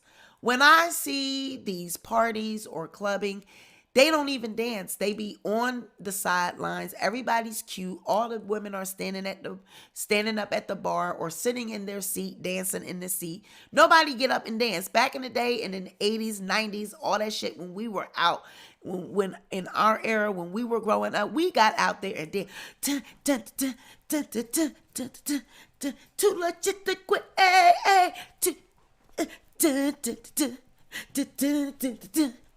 Ooh, ooh.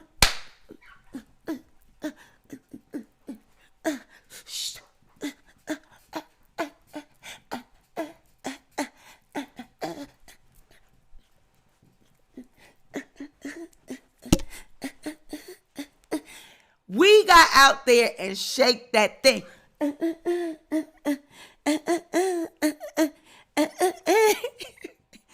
We got out there and danced. Now it's just y'all want to be cute. You know, your hair gonna sweat. You worrying about what people gonna say. You want, oh my God, I want nobody to see me dancing. Girl, I don't know. I don't want nobody to see me. I might do a little, so girl, stop. Girl. Oh, you know, TikTok, you know. Oh, I hit her with the buzz. We was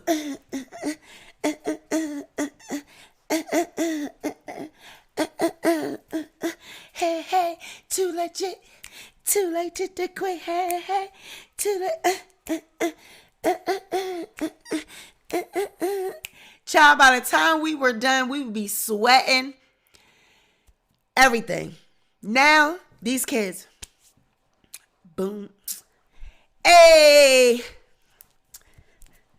TikTok, hey, boom, boom, everything. Right, it was a workout. We sweated our hair out. Now everything is a hit it with the whoa. Girl, oh my God, you see her? I like my nails. Girl, what on period? And we like, and period. They rapping songs. Everyone, I got that Birkin bag on period. Girl, and she slay all day. Period. Back in the 90s.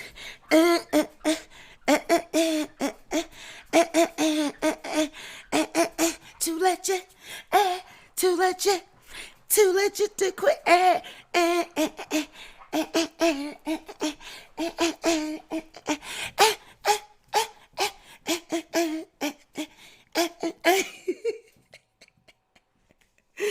Child, leaving the party with your hair sweated out, and it was always fun, girl.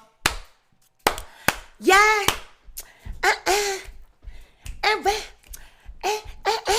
Now, boom, boom,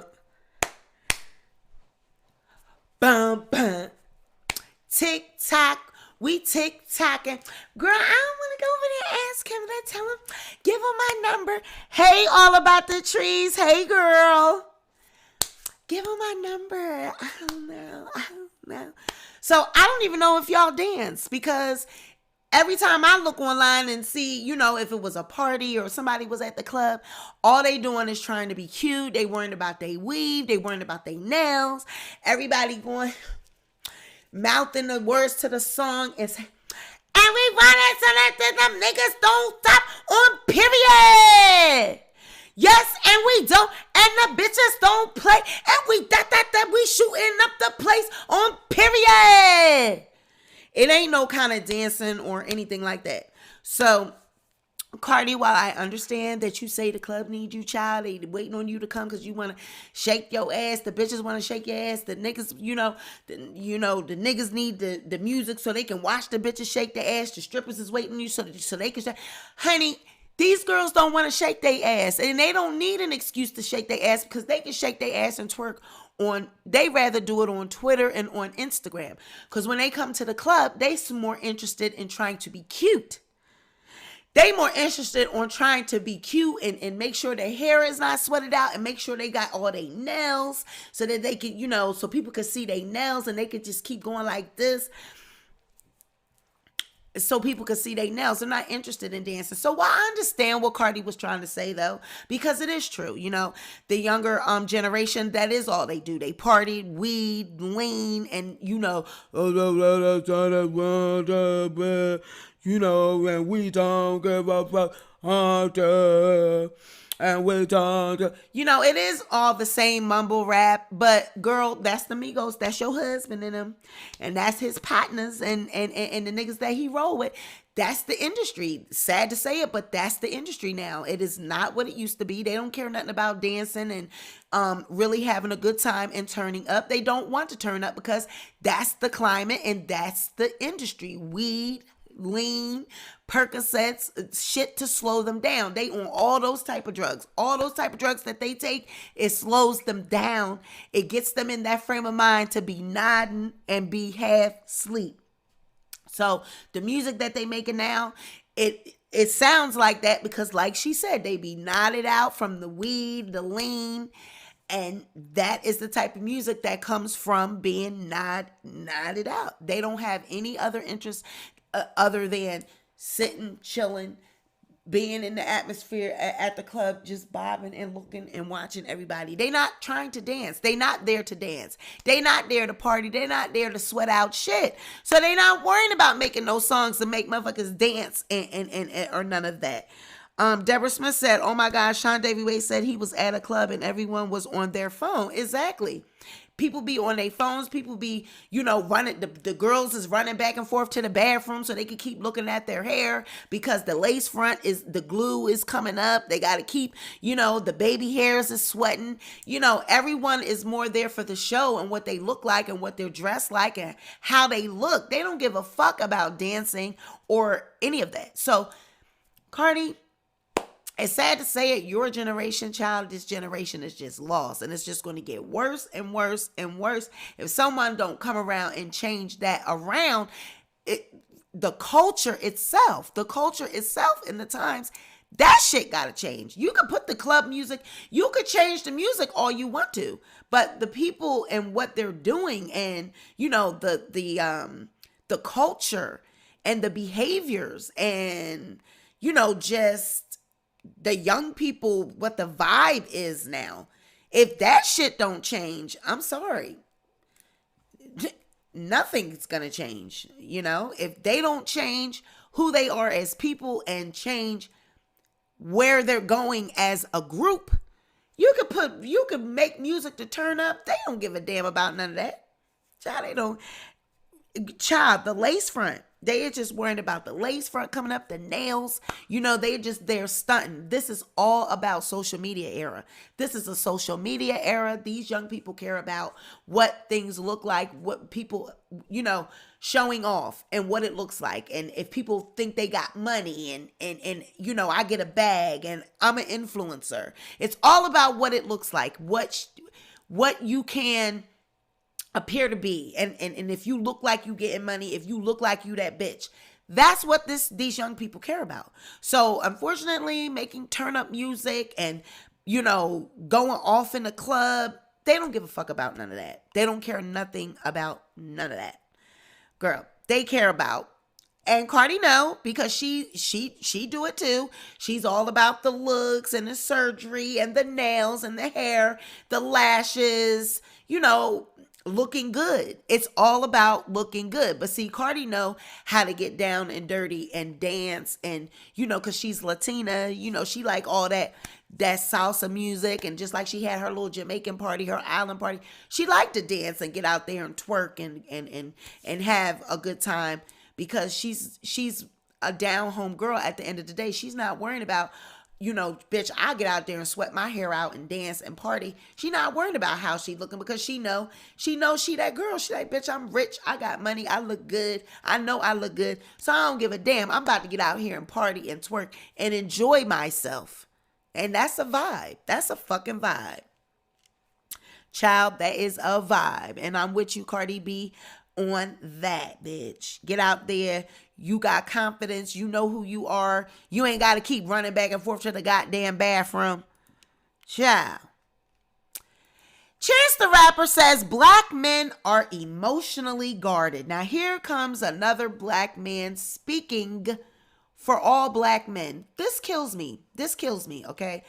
It really kills me when black men come and speak for other black men. They try to speak for all black men. Like, how are you going to speak for all black men and you're going to be the voice for all black men and say that they are so guarded about their emotions? Why they're guarded?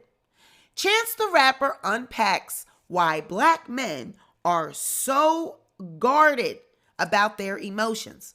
On the latest episode of Facebook Watch's Peace of Mind with Taraji, actor Taraji P. Henson, co-host Tracy Jade, and recording artist and activist Chance the Rapper discussed the stigma surrounding mental health among black men.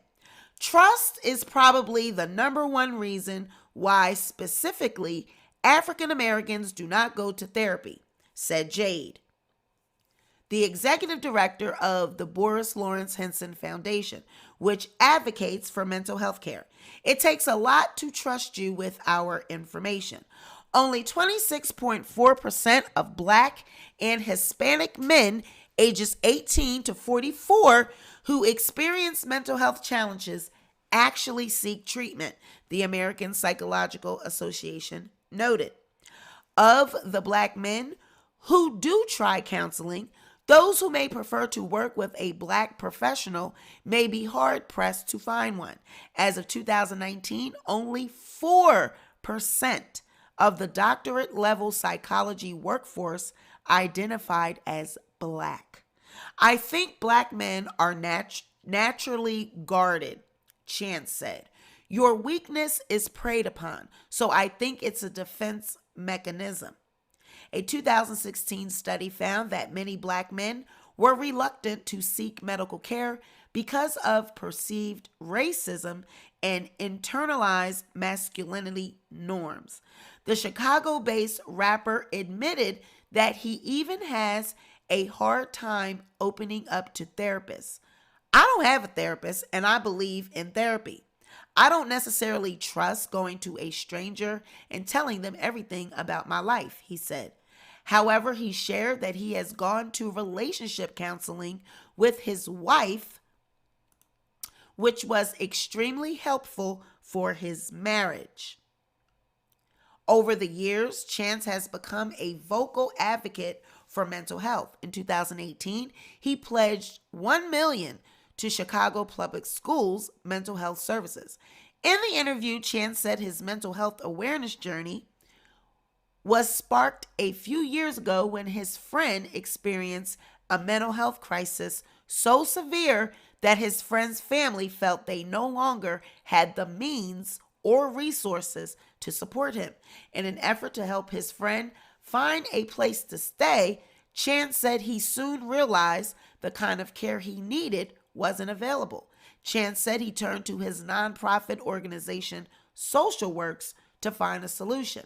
We basically found every possible mental health initiative within the city of Chicago and then within Cook County and eventually through the entire state of Illinois, Chance said, and created this app that allows people to get in contact, whether it's an in-person meeting or telehealth, with a mental health service provider.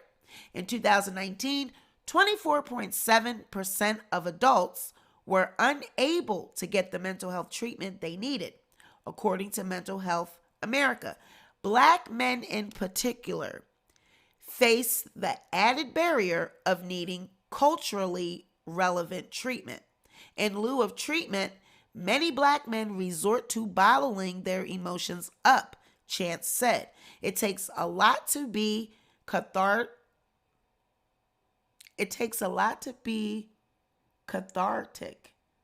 I don't know. To cry, to like empty yourself. I saw my friend killed in front of me when I was 19. I seen people I didn't know get killed too, and you become numb to it, he said. You don't realize until later it could have had lasting effects on you. In an attempt to break the cycle, Chance suggested leading by example might be what it takes to encourage black men to be vulnerable. When you show your emotion, it allows other people to show emotion. Child, this is a whole lot of nothing. Okay, Chance the Rapper unpacks why black men are so guarded about their emotions. This is clickbait. I hate when these people do this. They use us as, again, culture vultures at its finest, NBC News. I understand where they were going with this, but he did not unpack why black men are so guarded about their emotions.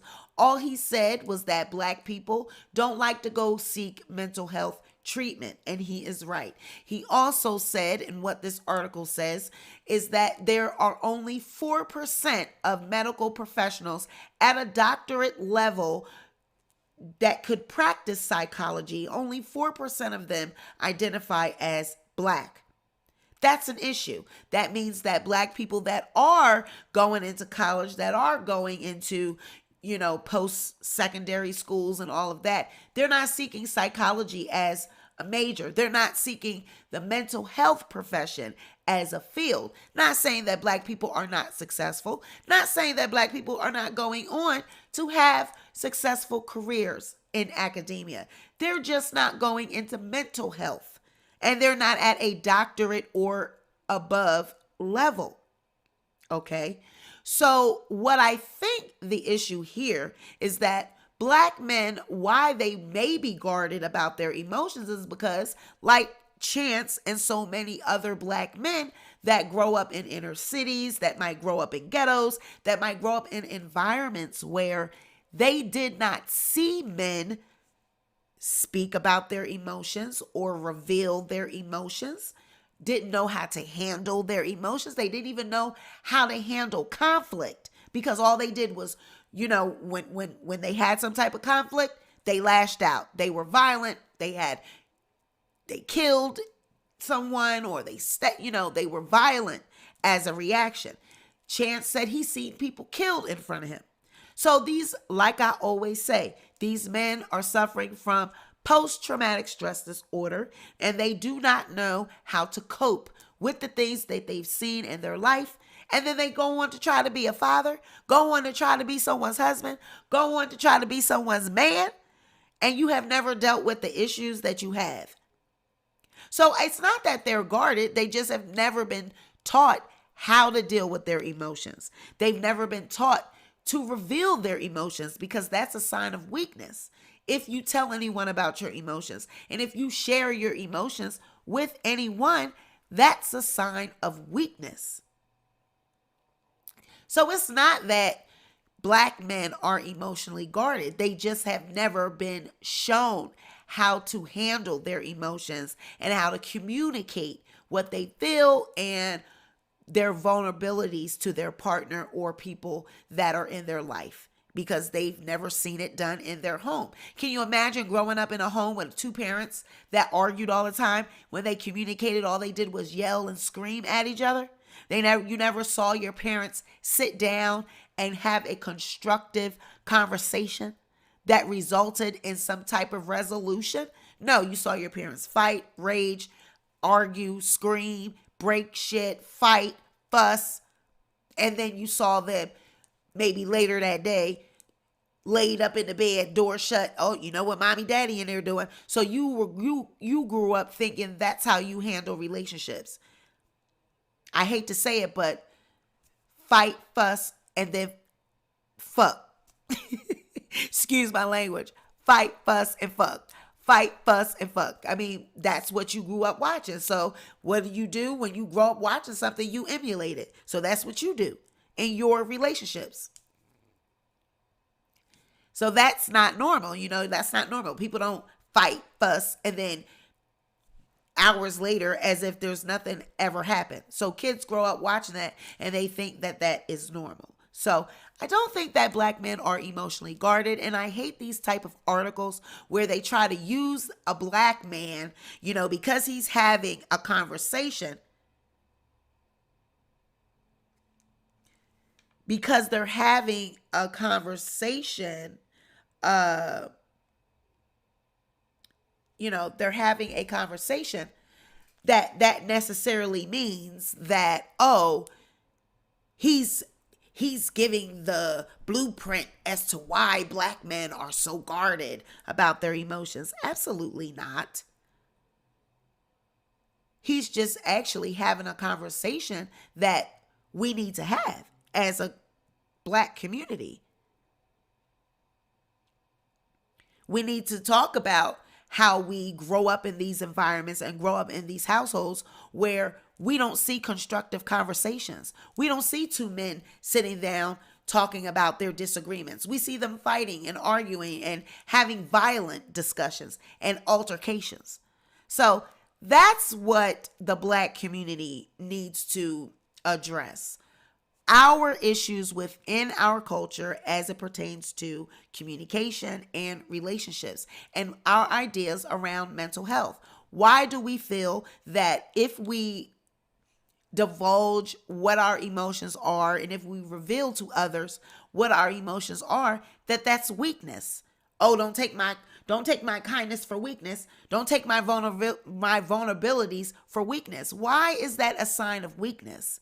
Why is that a moment of, insecurity when you reveal what your emotions are? That makes you weak. We have to normalize showing emotion. We got to normalize and break these curses with our children and with our generations that are coming after us, and teach them about communicating effectively, having healthy discussions, learning how to communicate with others, learning how to have healthy disagreements. It's okay to disagree. It's okay to be emotional, but you have to be emotional and it has to be healthy. It has to be a healthy exchange, not lashing out, not going off, not being enraged. So Chance the Rapper did not give no blueprint about black men being so guarded about their emotions. He basically just laid it out that black people, we have been taught and raised to think that our emotions are somehow a sign of weakness, and that we view mental health, going to speak with professionals, seeking out mental health help, as weakness, as a taboo. You don't do that. You don't go speak to a professional. You don't tell people your business. What goes on in your house stays in your house. You handle it in your house. Who is this? Why do you feel the need to purchase subs? You need to go. I don't purchase subs. I don't even know where to buy subs. Who purchases subs? You can go somewhere. Why would you be trolling me at 3:30? Like, go somewhere. Like, why do you feel the need to come and bother? Right. You being up this late trolling Sweet Pea Diaries is a sign of weakness. Like, buying subs, because we're growing, because you've seen a growth spurt, because I have content. Oh, because we have content, we have to be buying subs. Yeah, whatever. No, I do not. I don't buy subs. And where's your receipt? Show me a receipt where I'm buying subs. Like, goodbye. My channel is organic and I have organic growth. I would never buy subs, and I don't even know where to buy subs. And if you buy subs on YouTube, you actually will be in danger of losing your channel, because YouTube removes people's channels for buying subs. Like, boy, bye. Weirdo.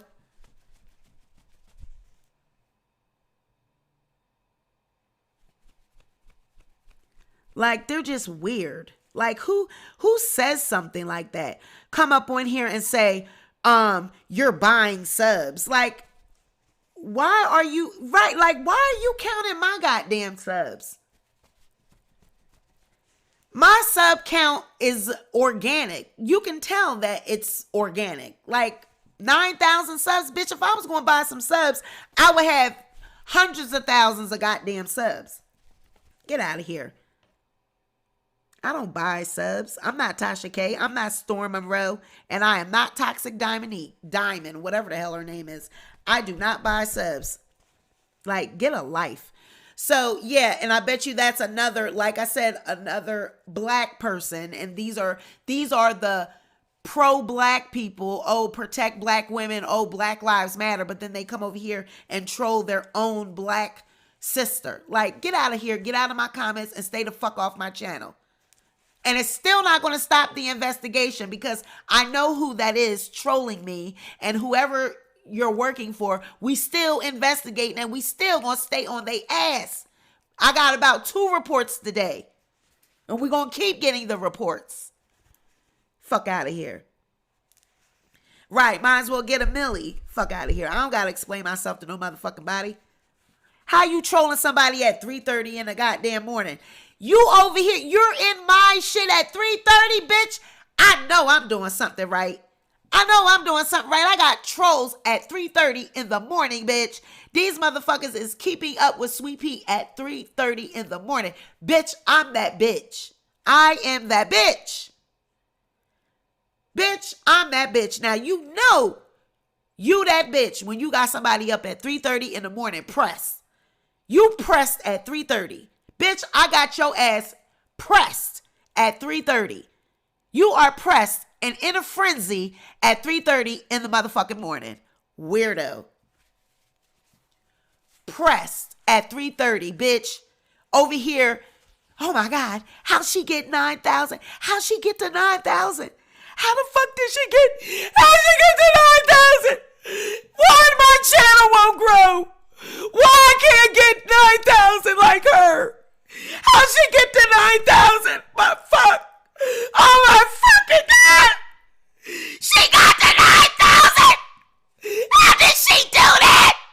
Fuck out of here. And I'm going to get to 10,000 and 11,000 and 12 motherfucking thousand, bitch.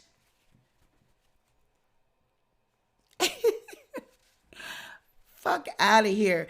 The fact that we have 40 people in here at 3:30 in the morning, what's that tell you? Bitch, I'm doing my thing, bitch. I am in these streets. My numbers show, my growth shows, my content shows. Bitch, I got 36 people in the chat at 3:30. Like, girl, bye. I just woke up your puppy. I know mine are over there. You should hear them. They over there snoring, child. So Chance the Rapper, you know, he basically is right, though. You know, with the mental health situation, black people, they do not go to the they don't go to the psychologist. They don't. They think that it is a sign of weakness. I'm not going to tell nobody my business. I'm not going to talk about my affairs. I'm not going to talk about what's going on in my home. I'm just going to deal with it. And usually when you just deal with things, you make a mess of it because you do not know how to accurately deal with it. You don't know how, you're not equipped emotionally and professionally to deal with it. So we need to normalize going to mental health professionals and speaking about our issues. Okay? Yes, ma'am, Pam.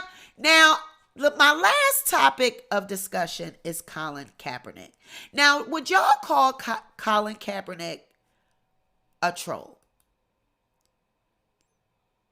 Colin Kaepernick goes after Carlton and Steve Urkel, claims white people like to see an acceptable Negro.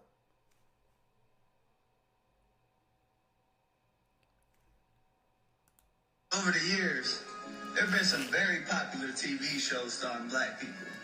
These shows share archetypal black characters.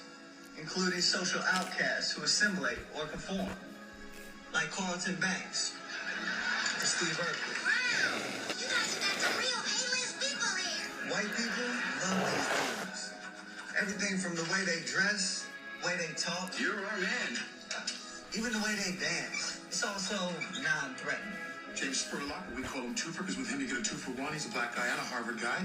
These characters have come to be known by the term acceptable Negro. The acceptable Negro is a black character who inhabits white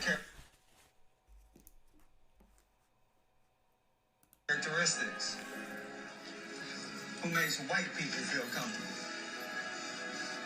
The acceptable Negro is a white man's creation. Thing is, white people don't get to decide who's acceptable to us. Over the years, there have been some very popular TV shows starring black people.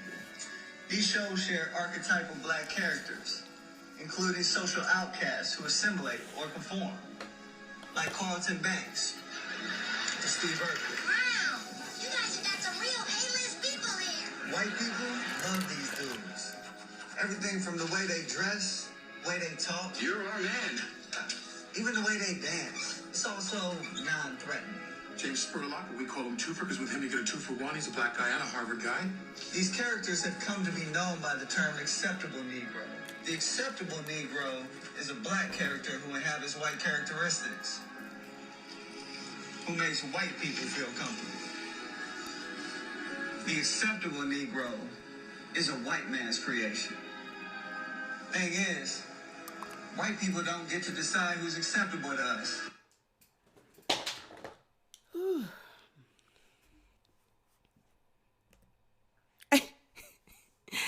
She said, wow, his afro is massive, okay?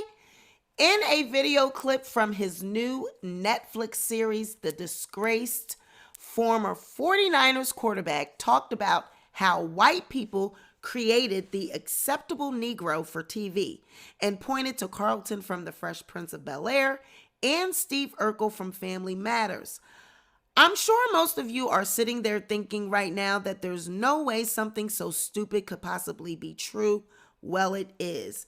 It's amazing how dumb of a person Colin Kaepernick is, and he's the perfect example of how identity politics can rot the brain. No normal person looks at Carlton and Urkel and thinks they're symbols of the acceptable Negro, created for the enjoyment of white people. We look at them and laugh because our brains aren't decayed to the point we're at war with everything.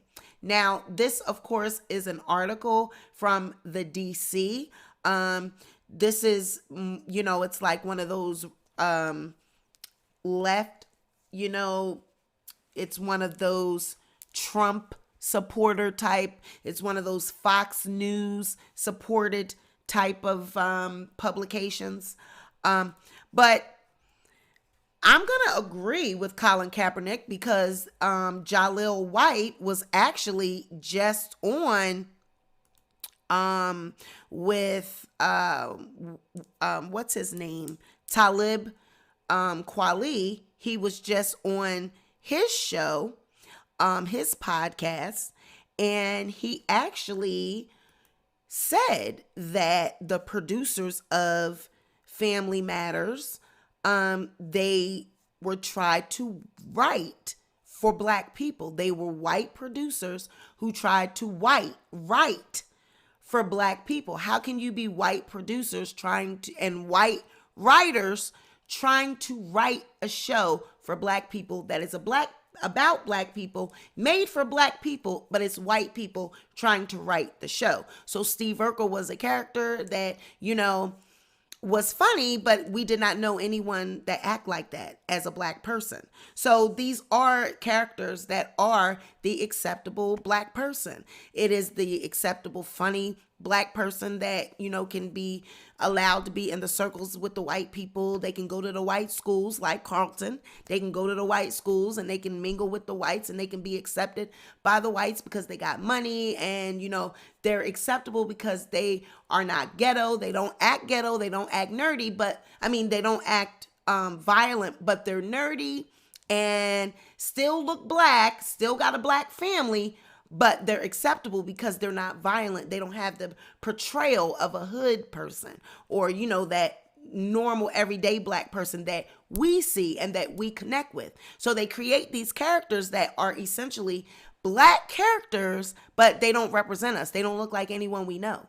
So he's got a point there because these people are not like anyone that we know. We loved the Fresh Prince of Bel-Air. We loved Carlton, but we didn't know anyone like him.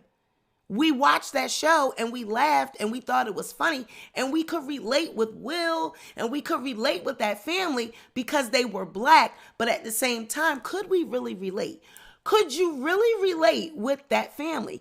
Could you really relate with the Cosbys? Even though it was a black family, it was a black father, it was black children, could you really relate? Could you really relate with those people? Let me explain something to Sweet Sweets 21, you dummy. There are 34 people here because it is 3:47 in the morning, dumbass, okay? The way the subscriber count works, people subscribe after they watch the video. If you go look at the views very much coincide with my subscribers.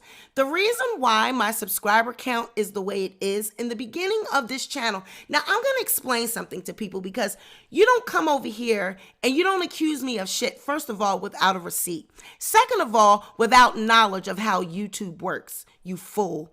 The way YouTube analytics works, I'm going to explain it to you.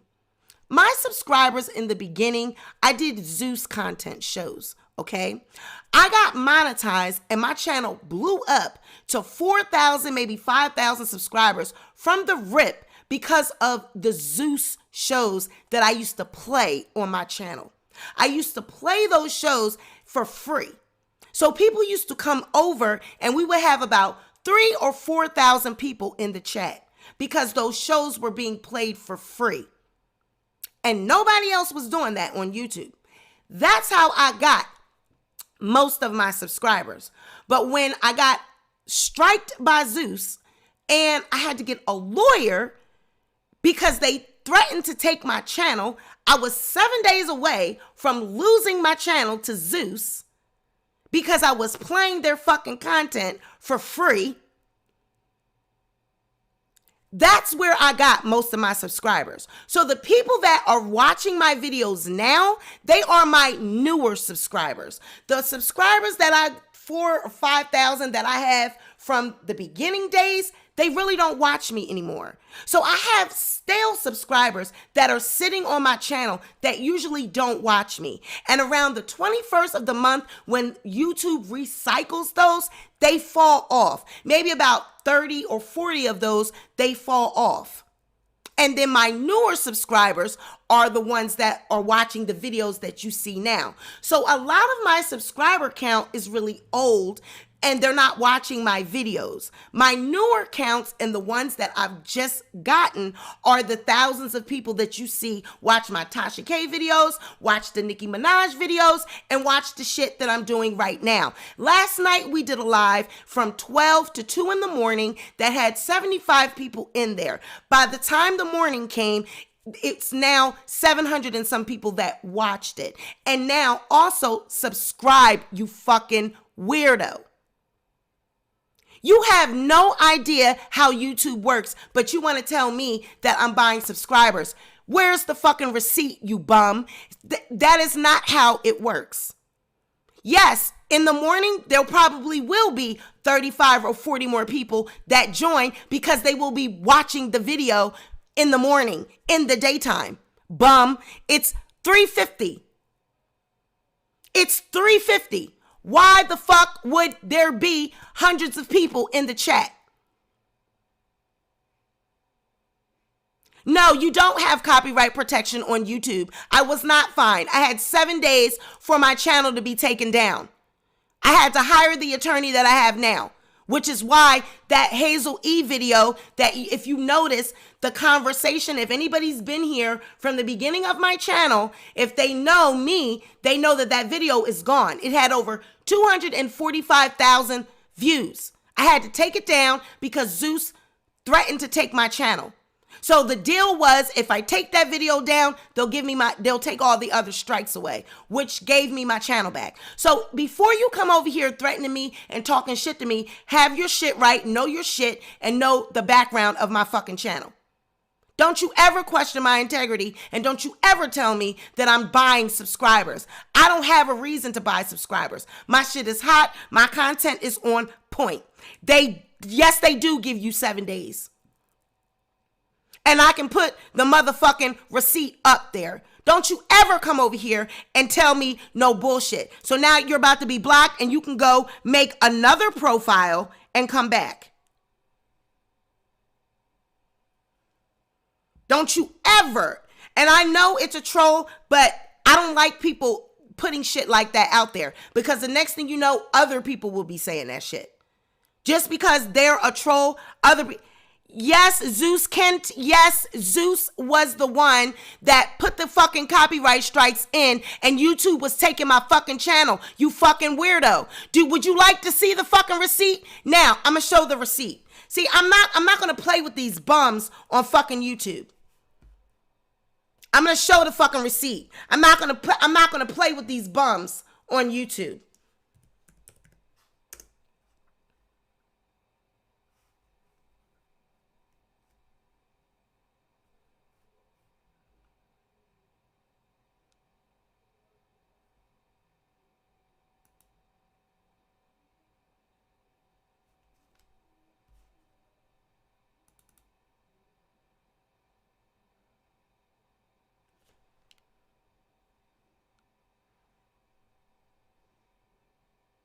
Now,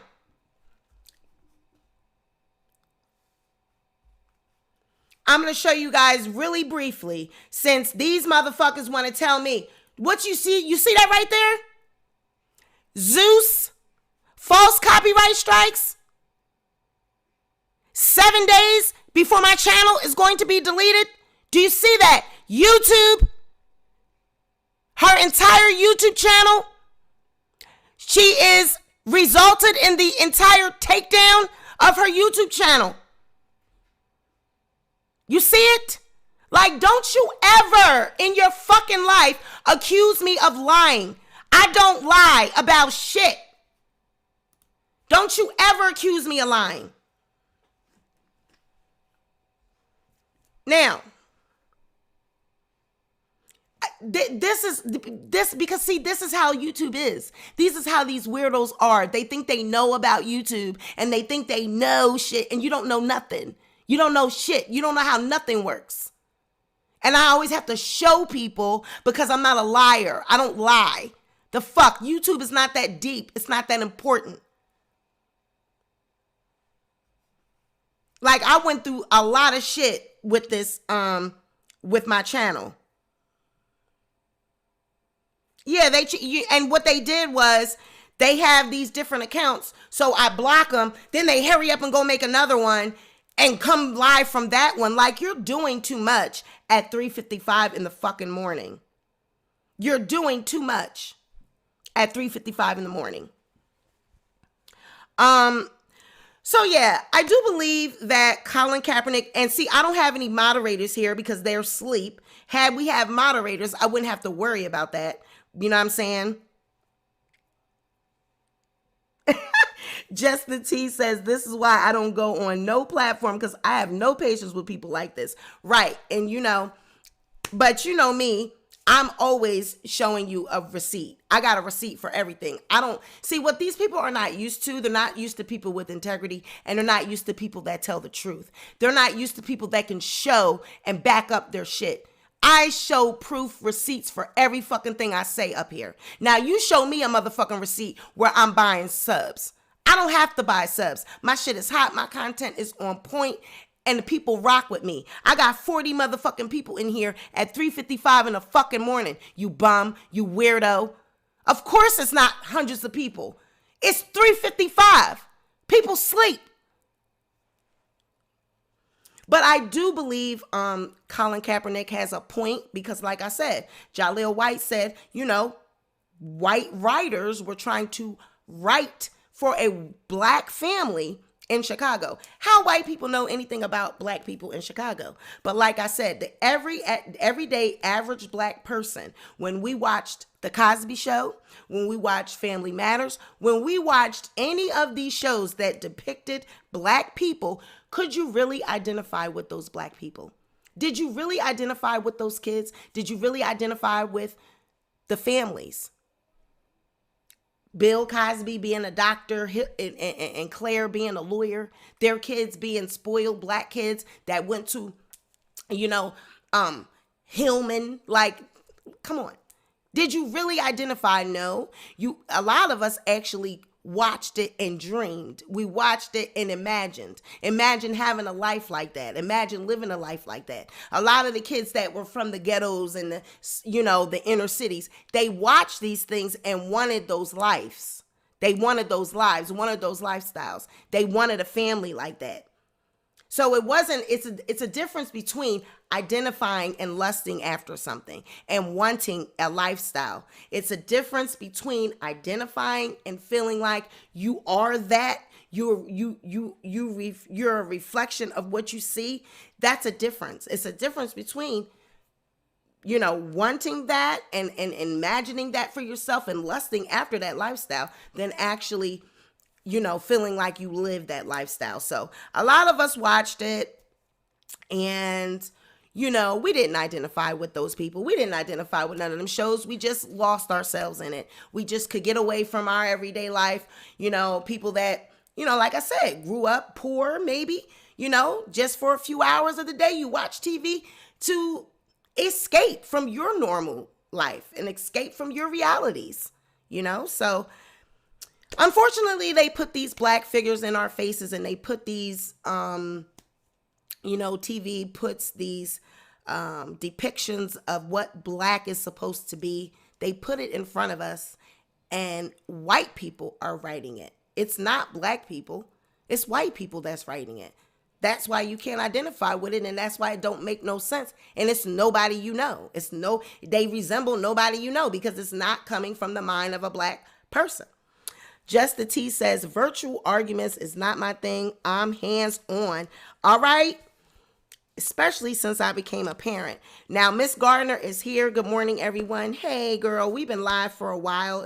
I've been live for a few hours. Child and had some freaking damn troll in the chat trying to accuse me of buying subs, honey. I had to show them my goddamn letter from Zeus to from my lawyer showing that Zeus was trying to take my goddamn channel down. Yes, they were. So that's all we got. Miss Garner, girl, if you had been here, I know you would have got them together, honey. I had to block them myself. But you guys, that's what happens. When we go live like this at 3 o'clock in the morning, you know, people get silly. These motherfuckers are sleepy. They don't know what they tired. They come on here. Maybe they just came from the club. They might have been drunk, might have been high. Excuse them. Lord, forgive them for they know not what they do. Maybe the person was drunk. Maybe the person was high. We're going to excuse them. Okay? We're going to excuse them. We're going to excuse them. Lord, forgive them for they know not what they do. But do not accuse me of doing anything like that because I am very prideful of my channel. I take pride in my channel. I'm very proud of my content, very proud of my platform, very proud of my subscribers, the people that follow me, my supporters. And I don't have to buy people. I don't have to buy subscribers. I'm sorry. I don't have to. I have content. People come and they watch my shit. They come from my receipts. I'm going to gain subscribers. That's just what I'm and when you hit, and then another thing, the way YouTube is, when you hit a certain pocket, if you guys notice, my videos are recommended. If you watch this video, you will notice, if you scroll down, you'll notice after a couple other people videos, you'll see mine again. You'll see other videos of mine. So I am in the algorithm. So I'm not like a smaller content creator that might just be getting started and their shit is not being recommended. Once you hit a certain amount of subscribers, you hit a certain growth. I'm going to show you. I have right now on my analytics, my subscriber count is in the last 28 days is 897. It is up by 897 points. Now, just now, I had 9,270 subscribers when I started this live. I now have 9,274. Got 4 subscribers from this live. So that means that 4 new people saw me live tonight and they decided to subscribe. That's normal, of course. But because of my growth, my videos are being recommended, and throughout the day, people subscribe. Your subscriber count changes.